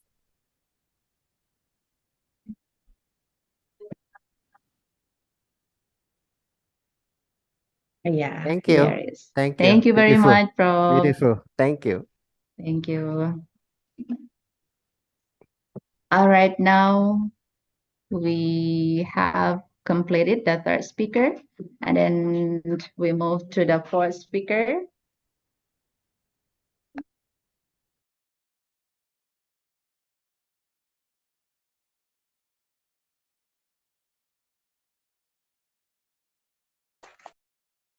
So while waiting for Dr. Andi Asrifan, SPD MPD, and let's move on to the Ibu Hardianti, Dr. Hardianti SPD MPD. So I think I still need to introduce her. She's a lecturer at English Education Study Program and also as the head of Educational Development Division, LPMPP, Universitas Muhammadiyah Luwuk. She focuses on social linguistics and plurilingualism. Please welcome Dr. Hardianti, SPD MPD. The screen is yours. Okay, thank you again. Finally, it's come to my turn. First of all, I'd like to say sorry from Sir Dr. Ande Asrifan because maybe he's still on the way and cannot make on time to join our meeting today. So I'd like to feel and take the turn as the fourth speaker now. Okay, let me share my screen.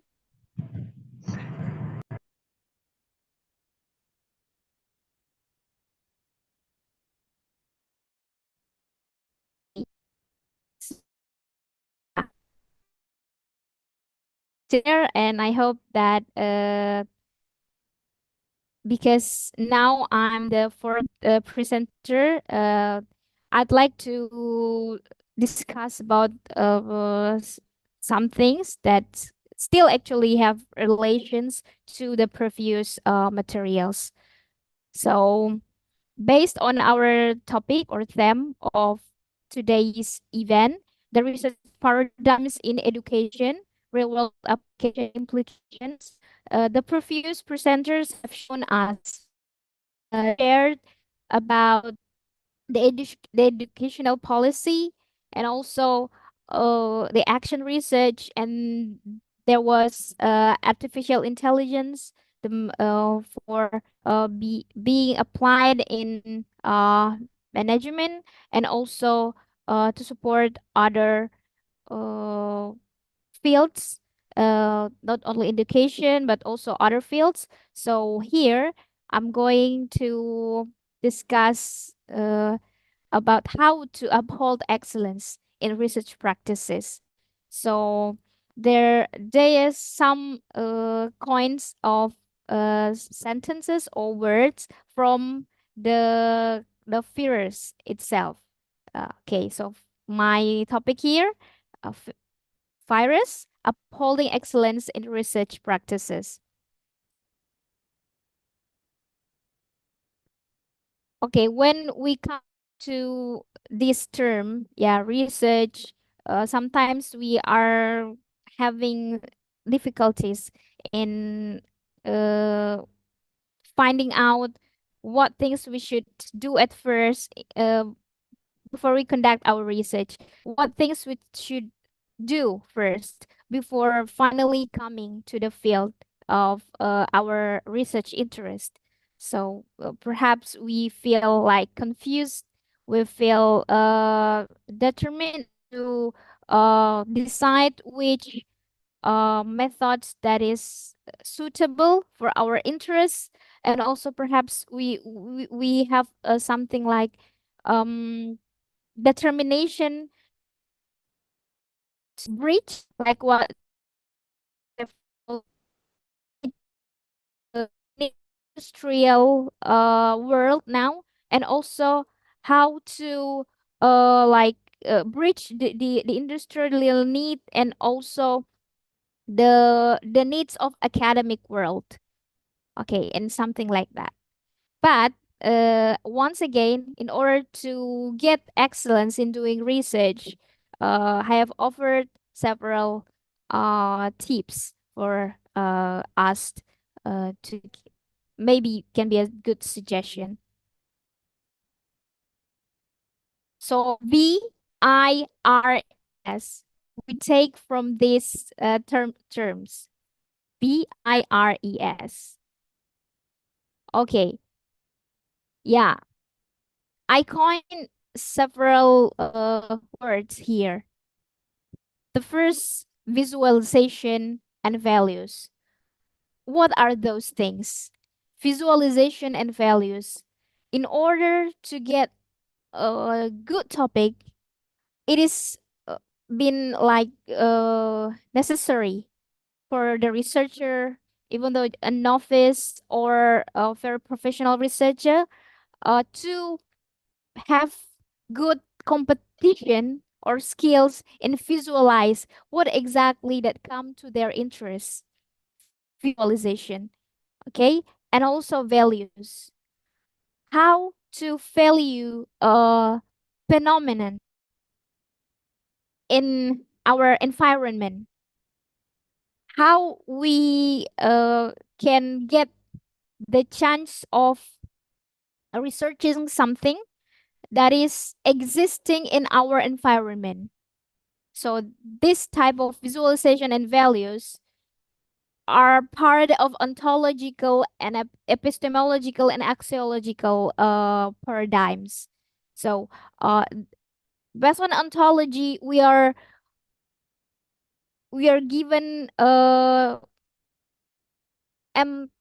we are given a time to find out and to determine what exactly we are going to research in the field, to visualize the nature that technology is, to find out what things are there that can be researched, that put into research questions. And the axiology is how beneficial is the topic or the focus or the phenomenon that we choose in the field. And then we move to the second letter, integrity, or in Indonesia, integritas. It relates to honesty. It relates to honesty, and also how carefully we conduct our research, whether it is should be used certain like certain or sub large of money to conduct the research, or we should take sponsorship from other parts, and how to conduct the research, will the money provided by those parts, and it's related to our integrity, and also how far we can be honest to collect the data without manipulating the data, and it's related to integrity as well. And that is why it relates to axiology. Axiology is like how beneficial is the our research to the development, to the education. And then rigorous, how systematic is our methodology in doing the research, and it relates to epistemology and methodology. After we determine our research questions, and then our research questions will determine a certain methodology that we can use, and that is why it needs rigorous and systematic ways to conduct our research, in no matter how no matter what types of research we choose, whether it is qualitative, quantitative, or even to these two types of like, uh, we should make sure that epistemologically and methodologically they are in the same boat. And then encouragement. Why encouragement is important? Because when we do research, yeah, sometimes we feel uh, quite confused in doing our research. So in here, we need outside and inside encouragement from ourselves, and also encouragement to the participants of the research. For example, if we select certain participants or subjects in our research, we should make sure that they are willing to be taken as part of our research without without any yeah they willingly wants to be taken to take part in our research. So that is why it's related to methodology. Yeah. How we conduct our research, how we manage ourselves to be always in the good line in doing our research, in taking uh the participants to be uh give to give their perception, perhaps to give their data that relates to our research. Okay, something like that. And then finally, the final letter, the S one, safety. Yeah, no matter what types of fields that we are in doing research, safety is the very first thing to consider. Yeah, for example, in choosing certain instrument, or if there are some friends here, students or fellow lecturers that doing scientific research in chemical world. Yeah, safety is very important to consider. It determine the way we choose certain substances.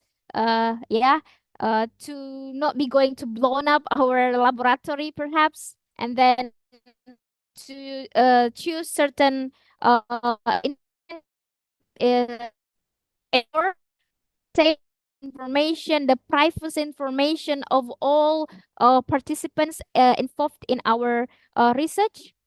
It's very important, and that is why it relates to methodological paradigm and also axiological paradigm.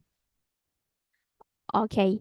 Moreover, here I'd like to underline several terms as well about the ethics and the reports. But first of all, I'd like to talk about the ethics first.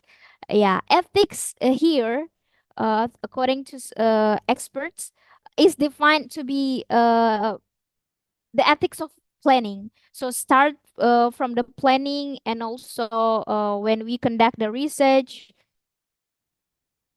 we need to consider the ethics. And here, ethics also focuses on the disciplines that study standards of conduct. Many of the norms of research promote a variety of other important moral and social values, such as social responsibility, human rights, animal welfare, compliance with the law, and public health and safety. And ethical lapses in research and significantly harm human and animal subjects, students, and the public. So before going to conduct our research, we need to consider this ethics. Yeah, we cannot just do our research without left these things behind us, because after all, the very best goals of doing research is to support the humanity itself. So our goals to do research is that's the first thing we should consider. And for example, there, yeah, we according to Resnick, a researcher who fabricates data in a clinical trial may harm or even kill patients. Okay. Next is the reports. Okay. Report can be defined as something that built on mutual interest, support, and understanding between ourselves as the researcher and the people that we use as the subject of our research, as the participant. And according to the Eikelenboom, Derisma, and Smith,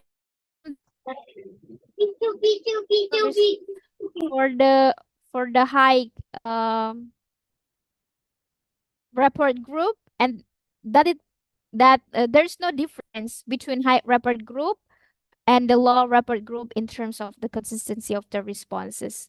So from this, we can learn that the report uh highly depend on how we can get into more in depth in emotional emotional closeness with our participants of the research.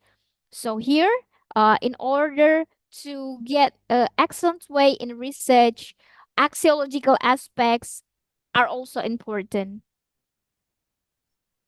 So let me take a look back to the previous slide that in order to get excellence in our research, to consider the ontological aspect, the epistemology, methodology, and also the axiological aspects. Because after all, in order to get more data, we cannot left the privacy issue, the ethics that is in our participants itself themselves. They need also to be protected.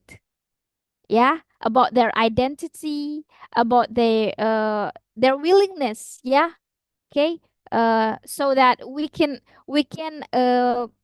make sure that the process of conducting our research from the first until finally report it to or disseminate it to the public, we ensure that we have gone through the sound and proper ways.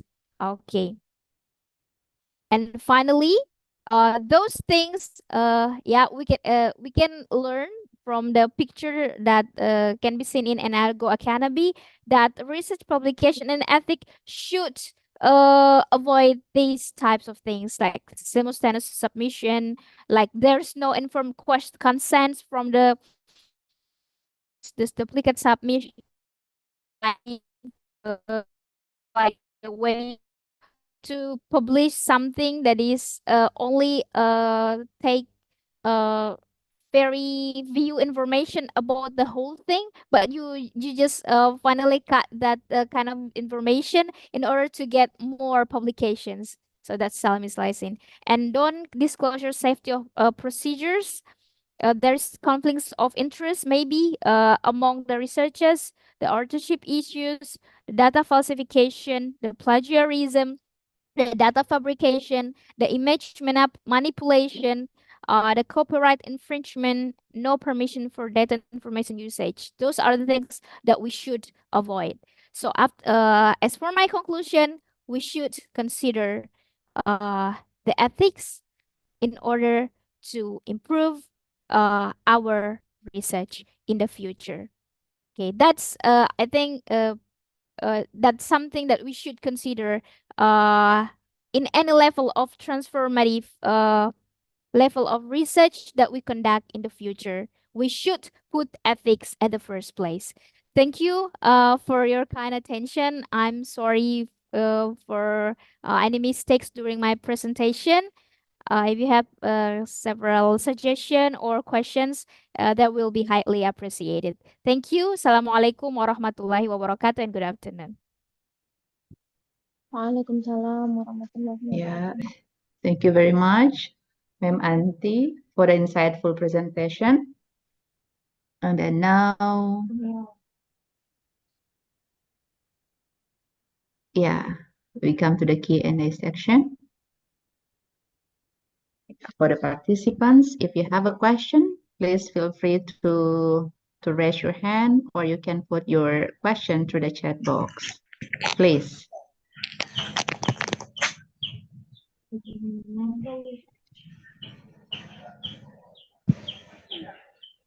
There should be a lot of questions because Ma'am Anti is one of the favorable lecturer. Please. Let me see through the chat box.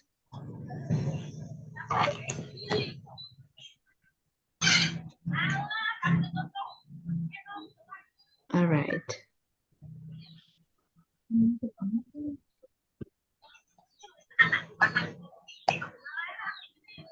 Anak-anak. Belum jelas. box. Oh, yeah. All right.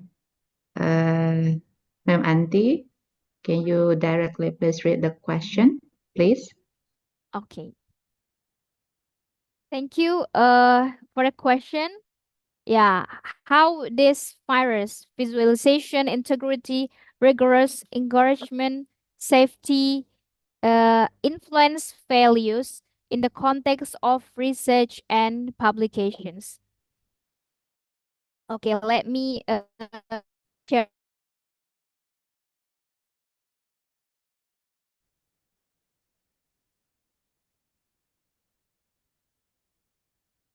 Okay, yeah, visualization and values, how this influence our research and publication, because these letters that presented in virus, not virus, but virus, yeah, it's with end with s, not z, not z.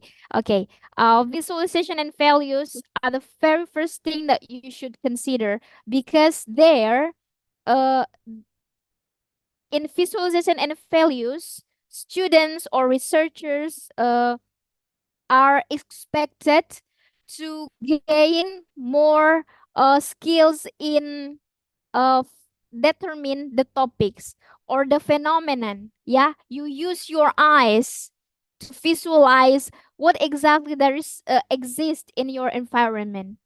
For example, when you see there are some students are that very difficult in pronouncing certain words. So, for example, who offered the question just now, ma'am?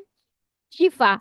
For example, Shifa wants to create more apa a best or better method in order to um in order to help the students to get better pronunciation, and that's the part of visualization. You observe your environment and then take your observation to be your topic. Okay, and then what about the values? The values there, you consider what are the things that can be given to the societies. Okay, and integrity is about the honesty while you use your while you conduct your research, and rigorous related to to the aspect of methodology, because it should be systematic, and encouragement is related to the researcher itself That and also the it should participants. be systematically, so we can define which one are. Who's this? And then safety, also the ethics.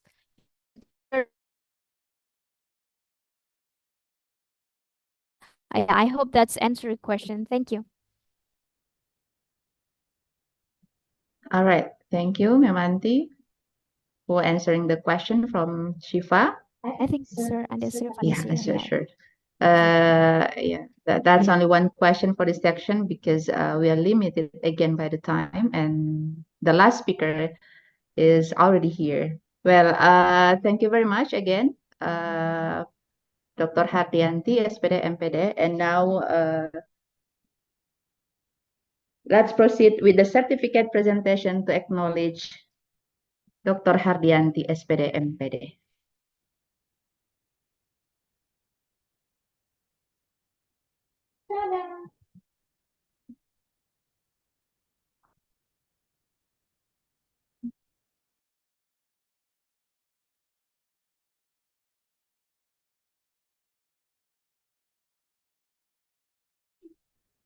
Yeah. Please.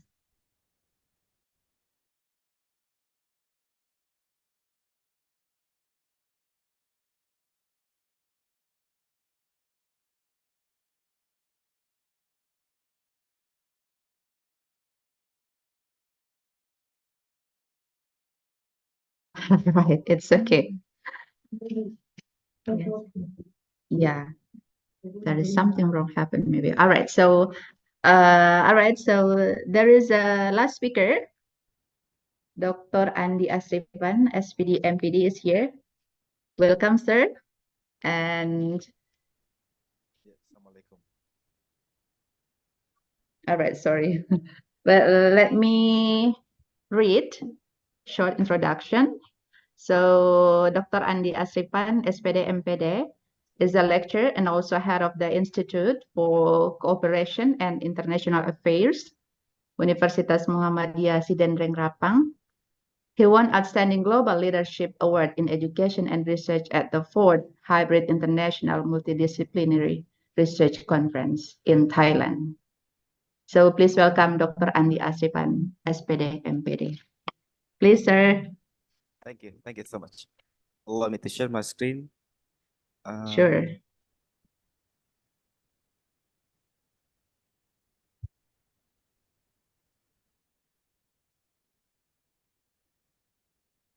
Okay.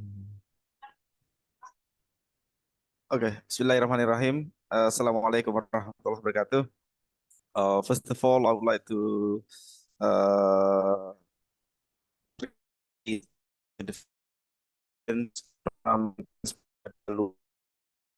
for this I think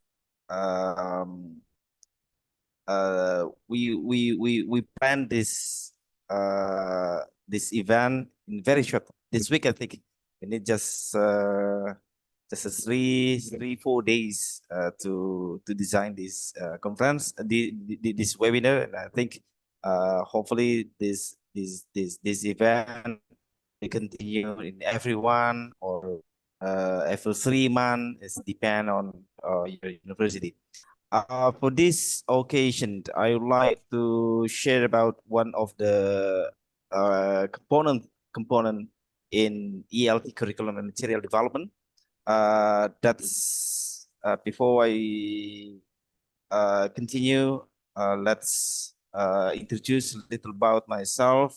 I'm Andi Asrifan, and Alhamdulillah now I'm the head of before I'm the head of international cooperation, international affairs and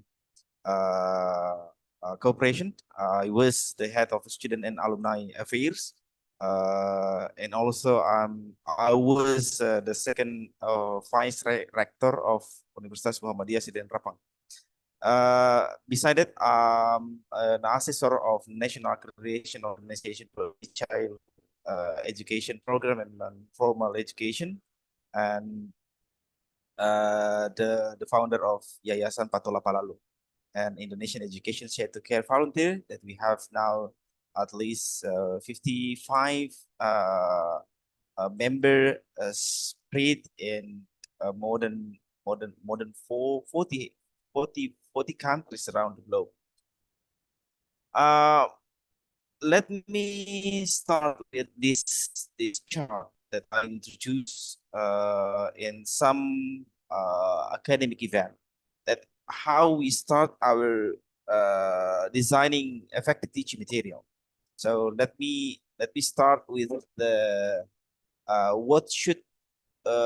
what factor that should be considered in designing effective teaching material.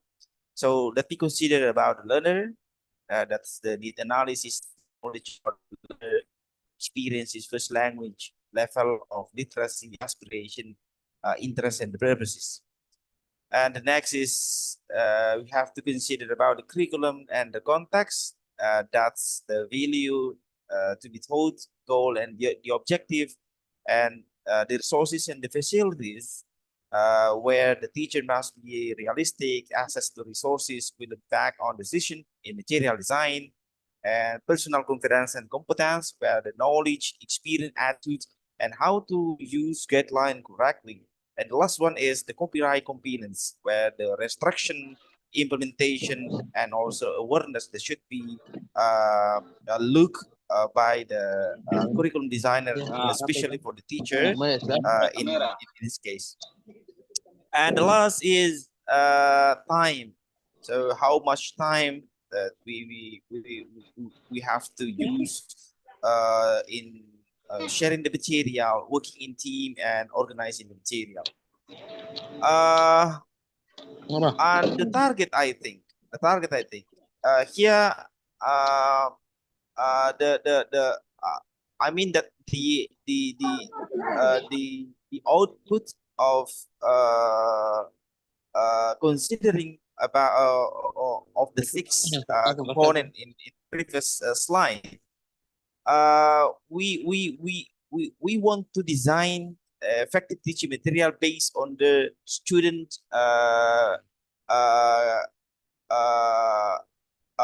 multiple intelligence, or they're unique because every student is unique. And here, the way of teaching, the output of why we have to designing the effective teaching material, especially in ELT. So where the student in this case, in linguistic, logical, mathematical, spatial, bodily, kinesthetic, interpersonal, intrapersonal, naturalistic. So I think there will be some different teaching activity, teaching material, and instructional strategy that we will be provided for them. For example, in linguistic, that's one of the kind in multiple intelligence. So we in teaching activity, so we provided the lectures, discussion, word game, storytelling, choral reading, and journal writing. And that's really different with the teaching activity provided in that should be provided in the intelligence, logical, mathematical. So we provided a teaching activity in brain treasure, problem solving, science, mental calculation, number crunching, and critical thinking. So that's the same case in the teaching material. So in this area of intelligence. So where in the linguistic, we provided a book, tape recorder, and so on. And then in logical mathematical, we provided calculator, math manipulative, science equipment, math and game.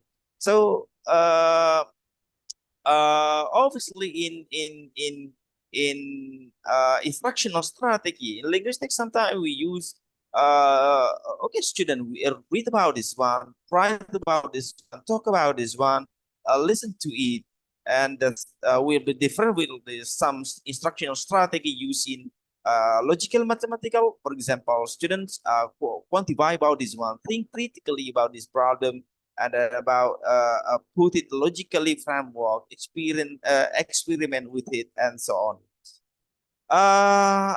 Ladies and gentlemen, let me show you the main mapping that I have made last night, special for this event.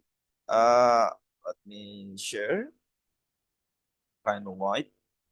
Okay.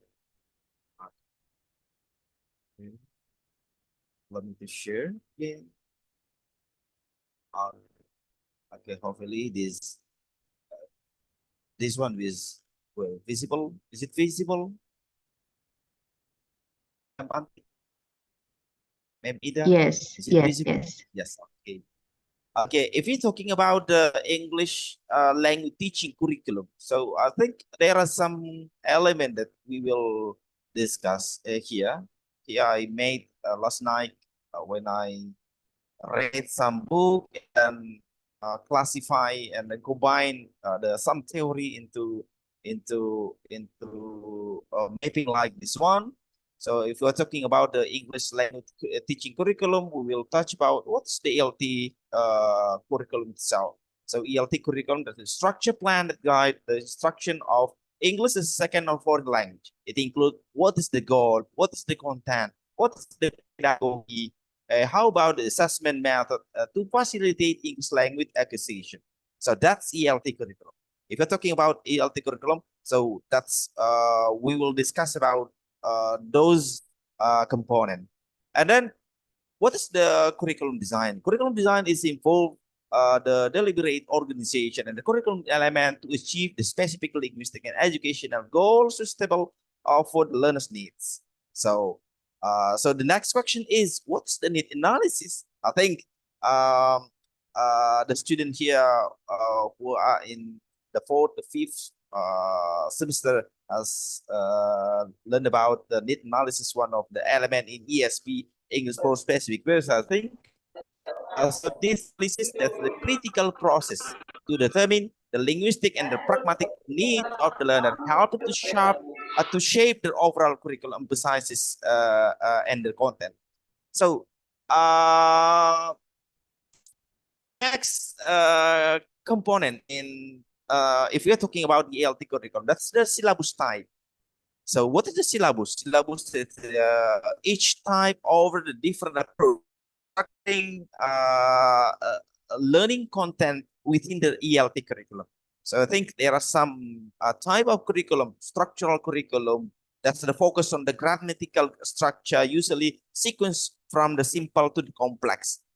So we know about the functional curriculum. So this theory I taken from the Richard and Roger. Yes, Richard and Roger, language curriculum design. If I forget this theory, functional syllabus, notional syllabus, task-based syllabus, and the context-based syllabus. Methodology. Methodology. This I think this is we now there are some methodology I think, but here's some that I put from some theory that I read last night from the David Noonan, Richard and Roger, and still some books that support this the methodology in ELT, like grammar translation method. That's the traditional method focusing on the written language, translation, and explicit grammar instruction. That's a communicative language teaching, CLL, CLT. That's prioritize the ability to communicate in target language through interactive tasks. And also we know the CLIL, content and language integrated learning, task-based language teaching, and total physical response. I think still many kind of methodology in ELT. The next one is material development. What is the material development itself? Material development pertains to the creation and selection of the resources that support the curriculum goal and methodology. So if we are talking about the material development, so we will touch, I think, about the textbook. So what is the textbook? Textbook often serve as a backbone for the structured lesson. That's we know also the authentic material. We know about digital resources and supplementary material. The next one is about the assessment. So if about the ELT curriculum, so we will discuss also about the assessment. Assessment that's provide the evaluate the learner progress and the effectiveness of curriculum implementation. So if you are talking about the assessment, so I think you will have some question. What kind of assessment that suitable to be used to our student? So I think there are some assessment. So some of them are formative assessment. That's a continuous check during the learning process for immediate feedback and judgment. And then also summative assessment. We have also standardized tests and alternative assessment. The last one is teacher training and development. So that's about how we prepare our student and support teacher to deliver the LT curriculum effectively. So I think we have initial teacher education, ITE, that's provide foundational knowledge and skill for aspiring a teacher. We have also CPD, continuous professional development, and also teaching licenses and certification. PPG mungkin yang lagi ngetrend lagi sekarang ya. Ada di UM Luwuk, PPG. Next one is cultural competencies. This is the cultural competency. So cultural competency is recognizing and integrating culture understanding in ELT curriculum to foster global communication. So we have here intercultural communication and also culture specific curriculum. The last slide that I want to show to you all is about material developed in ELT. So the last, allow me to share. Okay. Okay. I think that will feasible. So that's the very first mapping was talking about the curriculum design itself, curriculum ELT. So here, what is the material developed in ELT? So if you are talking about the material developed, so that's about the process, creating, adapting, and evaluating material for language learning and teaching. And also involve identifying the learner needs, designing activity, and also assessing material effectiveness. And also we will touch the historical evolution. We are talking about the type of material. So there will question what type of material that suitable to be used in our classroom. So I think there are some material, textbook, supplementary material, and authentic material. Next one is designing principle, where the relevance that the material that we use should be relevant to the curriculum, learner centeredness, and also cultural sensitivity. The next one is about the technological integration. We are aware right now that all the system, all the teaching process that they should be used in our classroom should elaborate with the technology or ICT, international communication technology. So there are some, I think, technological process in integration.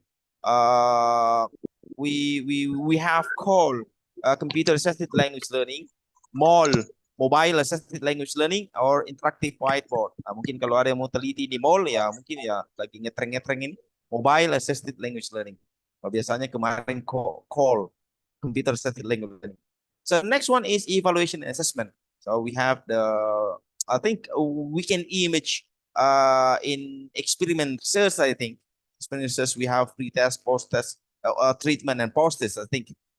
Pre-use evaluation, well-use evaluation, and post-use evaluation.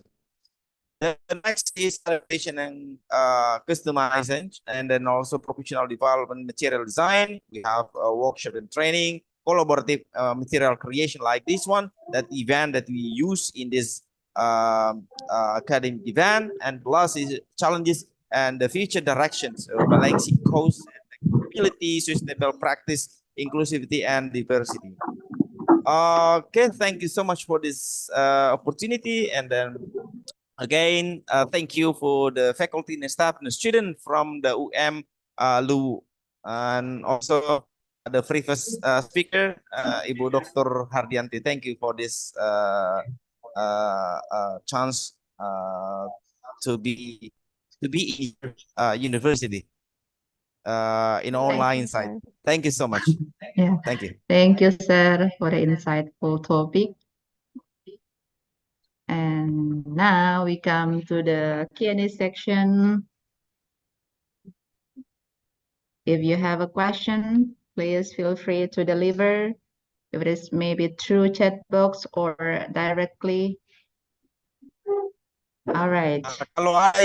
Kalau ada yang mau buku kurikulum 60, yang mau rajin baca buku, kebetulan ada 2 hari ini kurang lebih saya baca-baca buku kurikulum sebelum saya buat mappingnya. Ini saya coba share. Silakan di-scan. Boleh, sir. Boleh, sir. Ini ada nggak salah 70 buku di sini tentang kurikulum. Oh, iya. Yang tadi mapping yang saya buat itu berdasarkan di sini semua. Oh, iya. Silakan di-scan. Silakan. Ya. Oke. Boleh ya?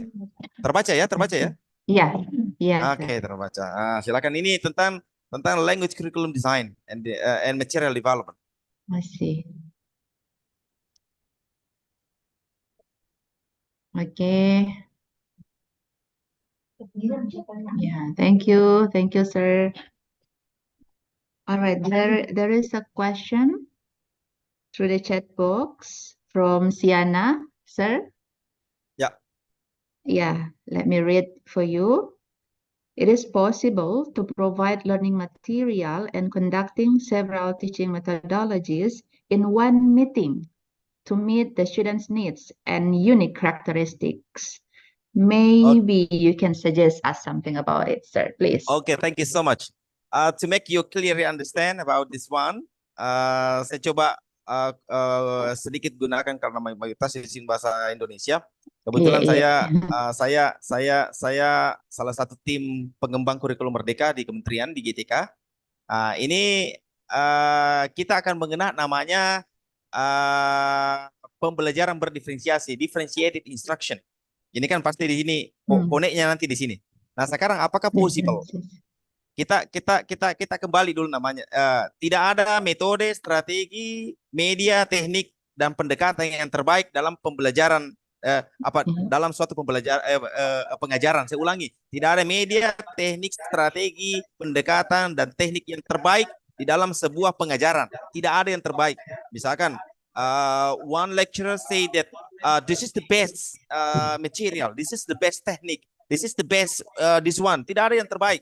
Semuanya baik tergantung dari 3 elemen. Apa itu? Gurunya ataukah dosennya siap tidak? Misalkan diinstruksikan gunakan aplikasi ini nyaman tidak? Kalau tidak nyaman berarti tidak tersampaikan itu tujuan pembelajarannya. Siap lagi dosennya atau gurunya, tetapi siswanya lagi tidak siap. Elemen kedua adalah siswanya. Jangan sampai kita mau menggunakan aplikasi, tidak ada HP-nya siswanya, tidak ada HP-nya dosennya. Ada lagi HP-nya siswanya, tapi tidak kuotanya. Penggunanya. Yang berikutnya adalah elemennya adalah lingkungan, environment. Bagaimana? Siap HP-nya gurunya, siap HP-nya siswanya. Namun kemudian tidak ada jaringan. Mau dia apa? Lingkungan tidak memadai. Ada lagi anunya tidak ada listrik. Mau dia apa begitu? Makanya semuanya bagus tergantung dari 3. Sehingga ada namanya pembelajaran berdiferensiasi. Sehingga di kurikulum merdeka saat ini yang diaplikasikan dimulai PAUD dan Dasmen. Dasmen itu SD, SMP, SMA, dan SMK. Di awal pertemuan wajib seorang guru melakukan asesmen diagnostik, namanya diagnostic assessment.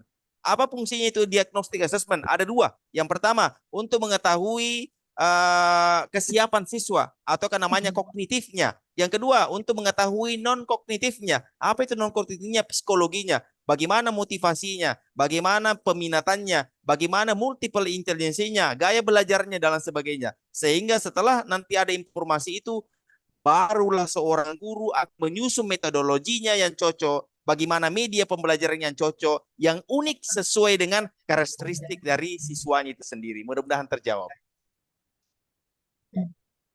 Iya.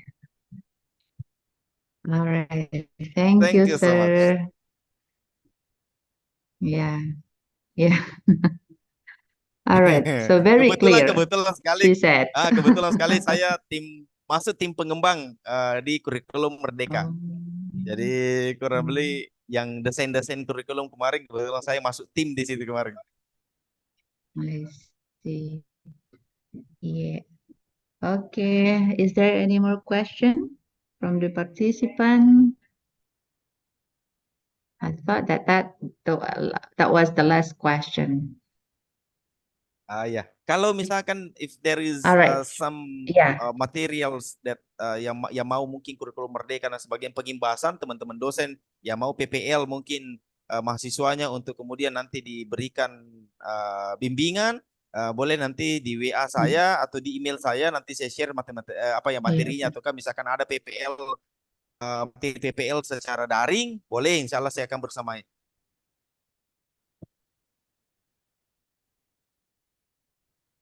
Okay. Yeah. Okay. Thank you, sir. Well, because there is no more question. Yeah. Okay. Yeah.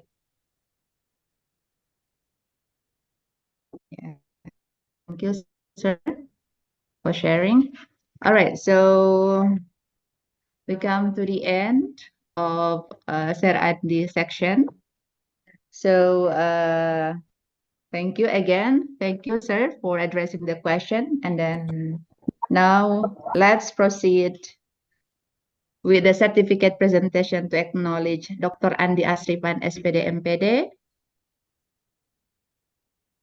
Yeah, with Dr. Hardianti, SPD MPD. Thank you so much. Thank you. All right. Thank you very much. Thank you, sir. In a short time. This is prepared. Dari All right. So, yeah. Dr. Bagaimana, Suprapto tadi sir? sudah ya? Sudah. Dr. Suprapto sudah? Sudah? Sudah, sir. Oh, iya. Dari mana? Cuman Bagaimana nanti Nyonya tidurnya? pucat Bagaimana ini, nanti sir. Pucat. Nyonya tidurnya? Hah? Tapi Pucat Nyonya dia It's ini, tidurnya? sir. okay, it's okay.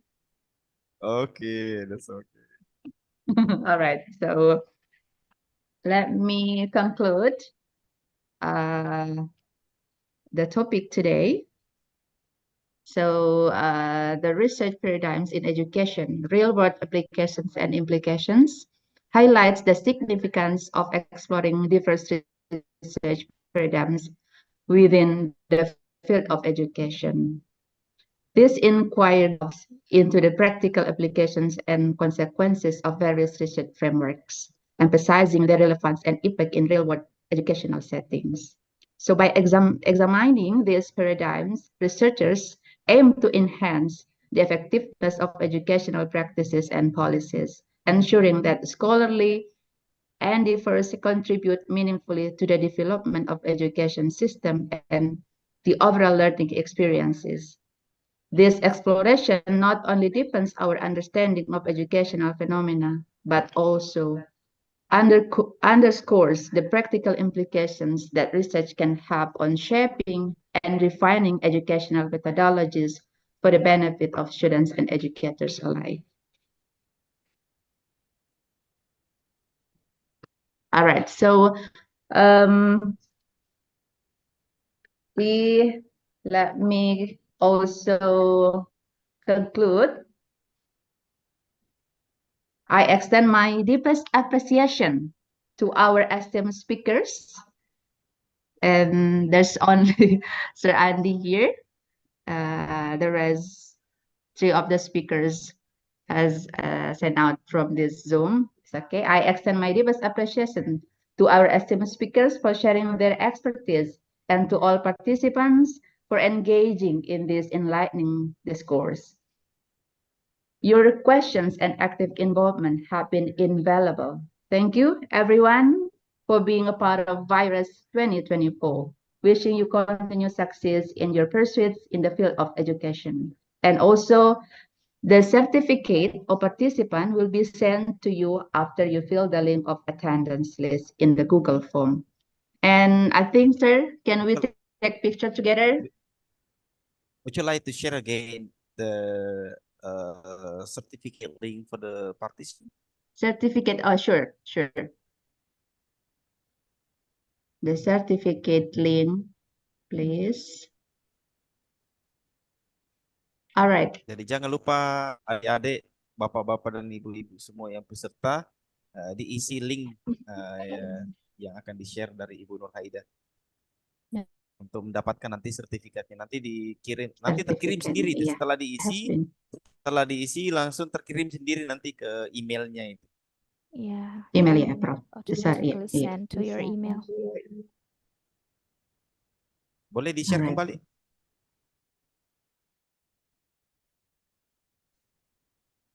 Because I see there are some participants from the abroad. All right. Okay. Auntie has shared it. Okay, ladies and silakan. gentlemen, so don't forget to fill the form to get this free certificate. And then the certificate will be sent to your email. All right. Sir Andy, can we take picture together? Okay. Yeah. Please, participants, turn on your camera.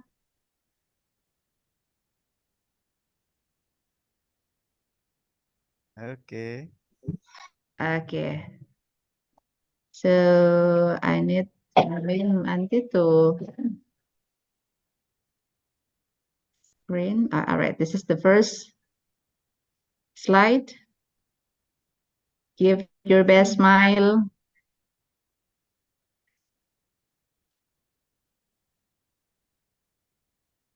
All right, move to the second slide. Please, again, give your best smile. And the third slide, please.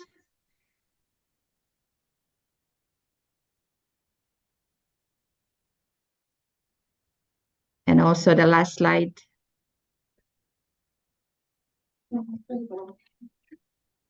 All right, thank you, sir. Thank you all. Thank you, everyone, for joining this Thank you. Vires 2024. Thank you. Thank you so much. Thank you so much. Thank you, Ma'am Beula Lauren. Thank you so much for you coming. Thank you everyone for joining the Ah, event. yeah. Thank you. I see some Anti, of my bagaimana? friends here. Bagaimana Thank nanti? you. And Bagaimana nanti? also Thank you. Thank you. the fellow lecturers and Bagaimana also the nanti? students. Masih stres? Yeah. Masih stres? Hah? Selesai itu?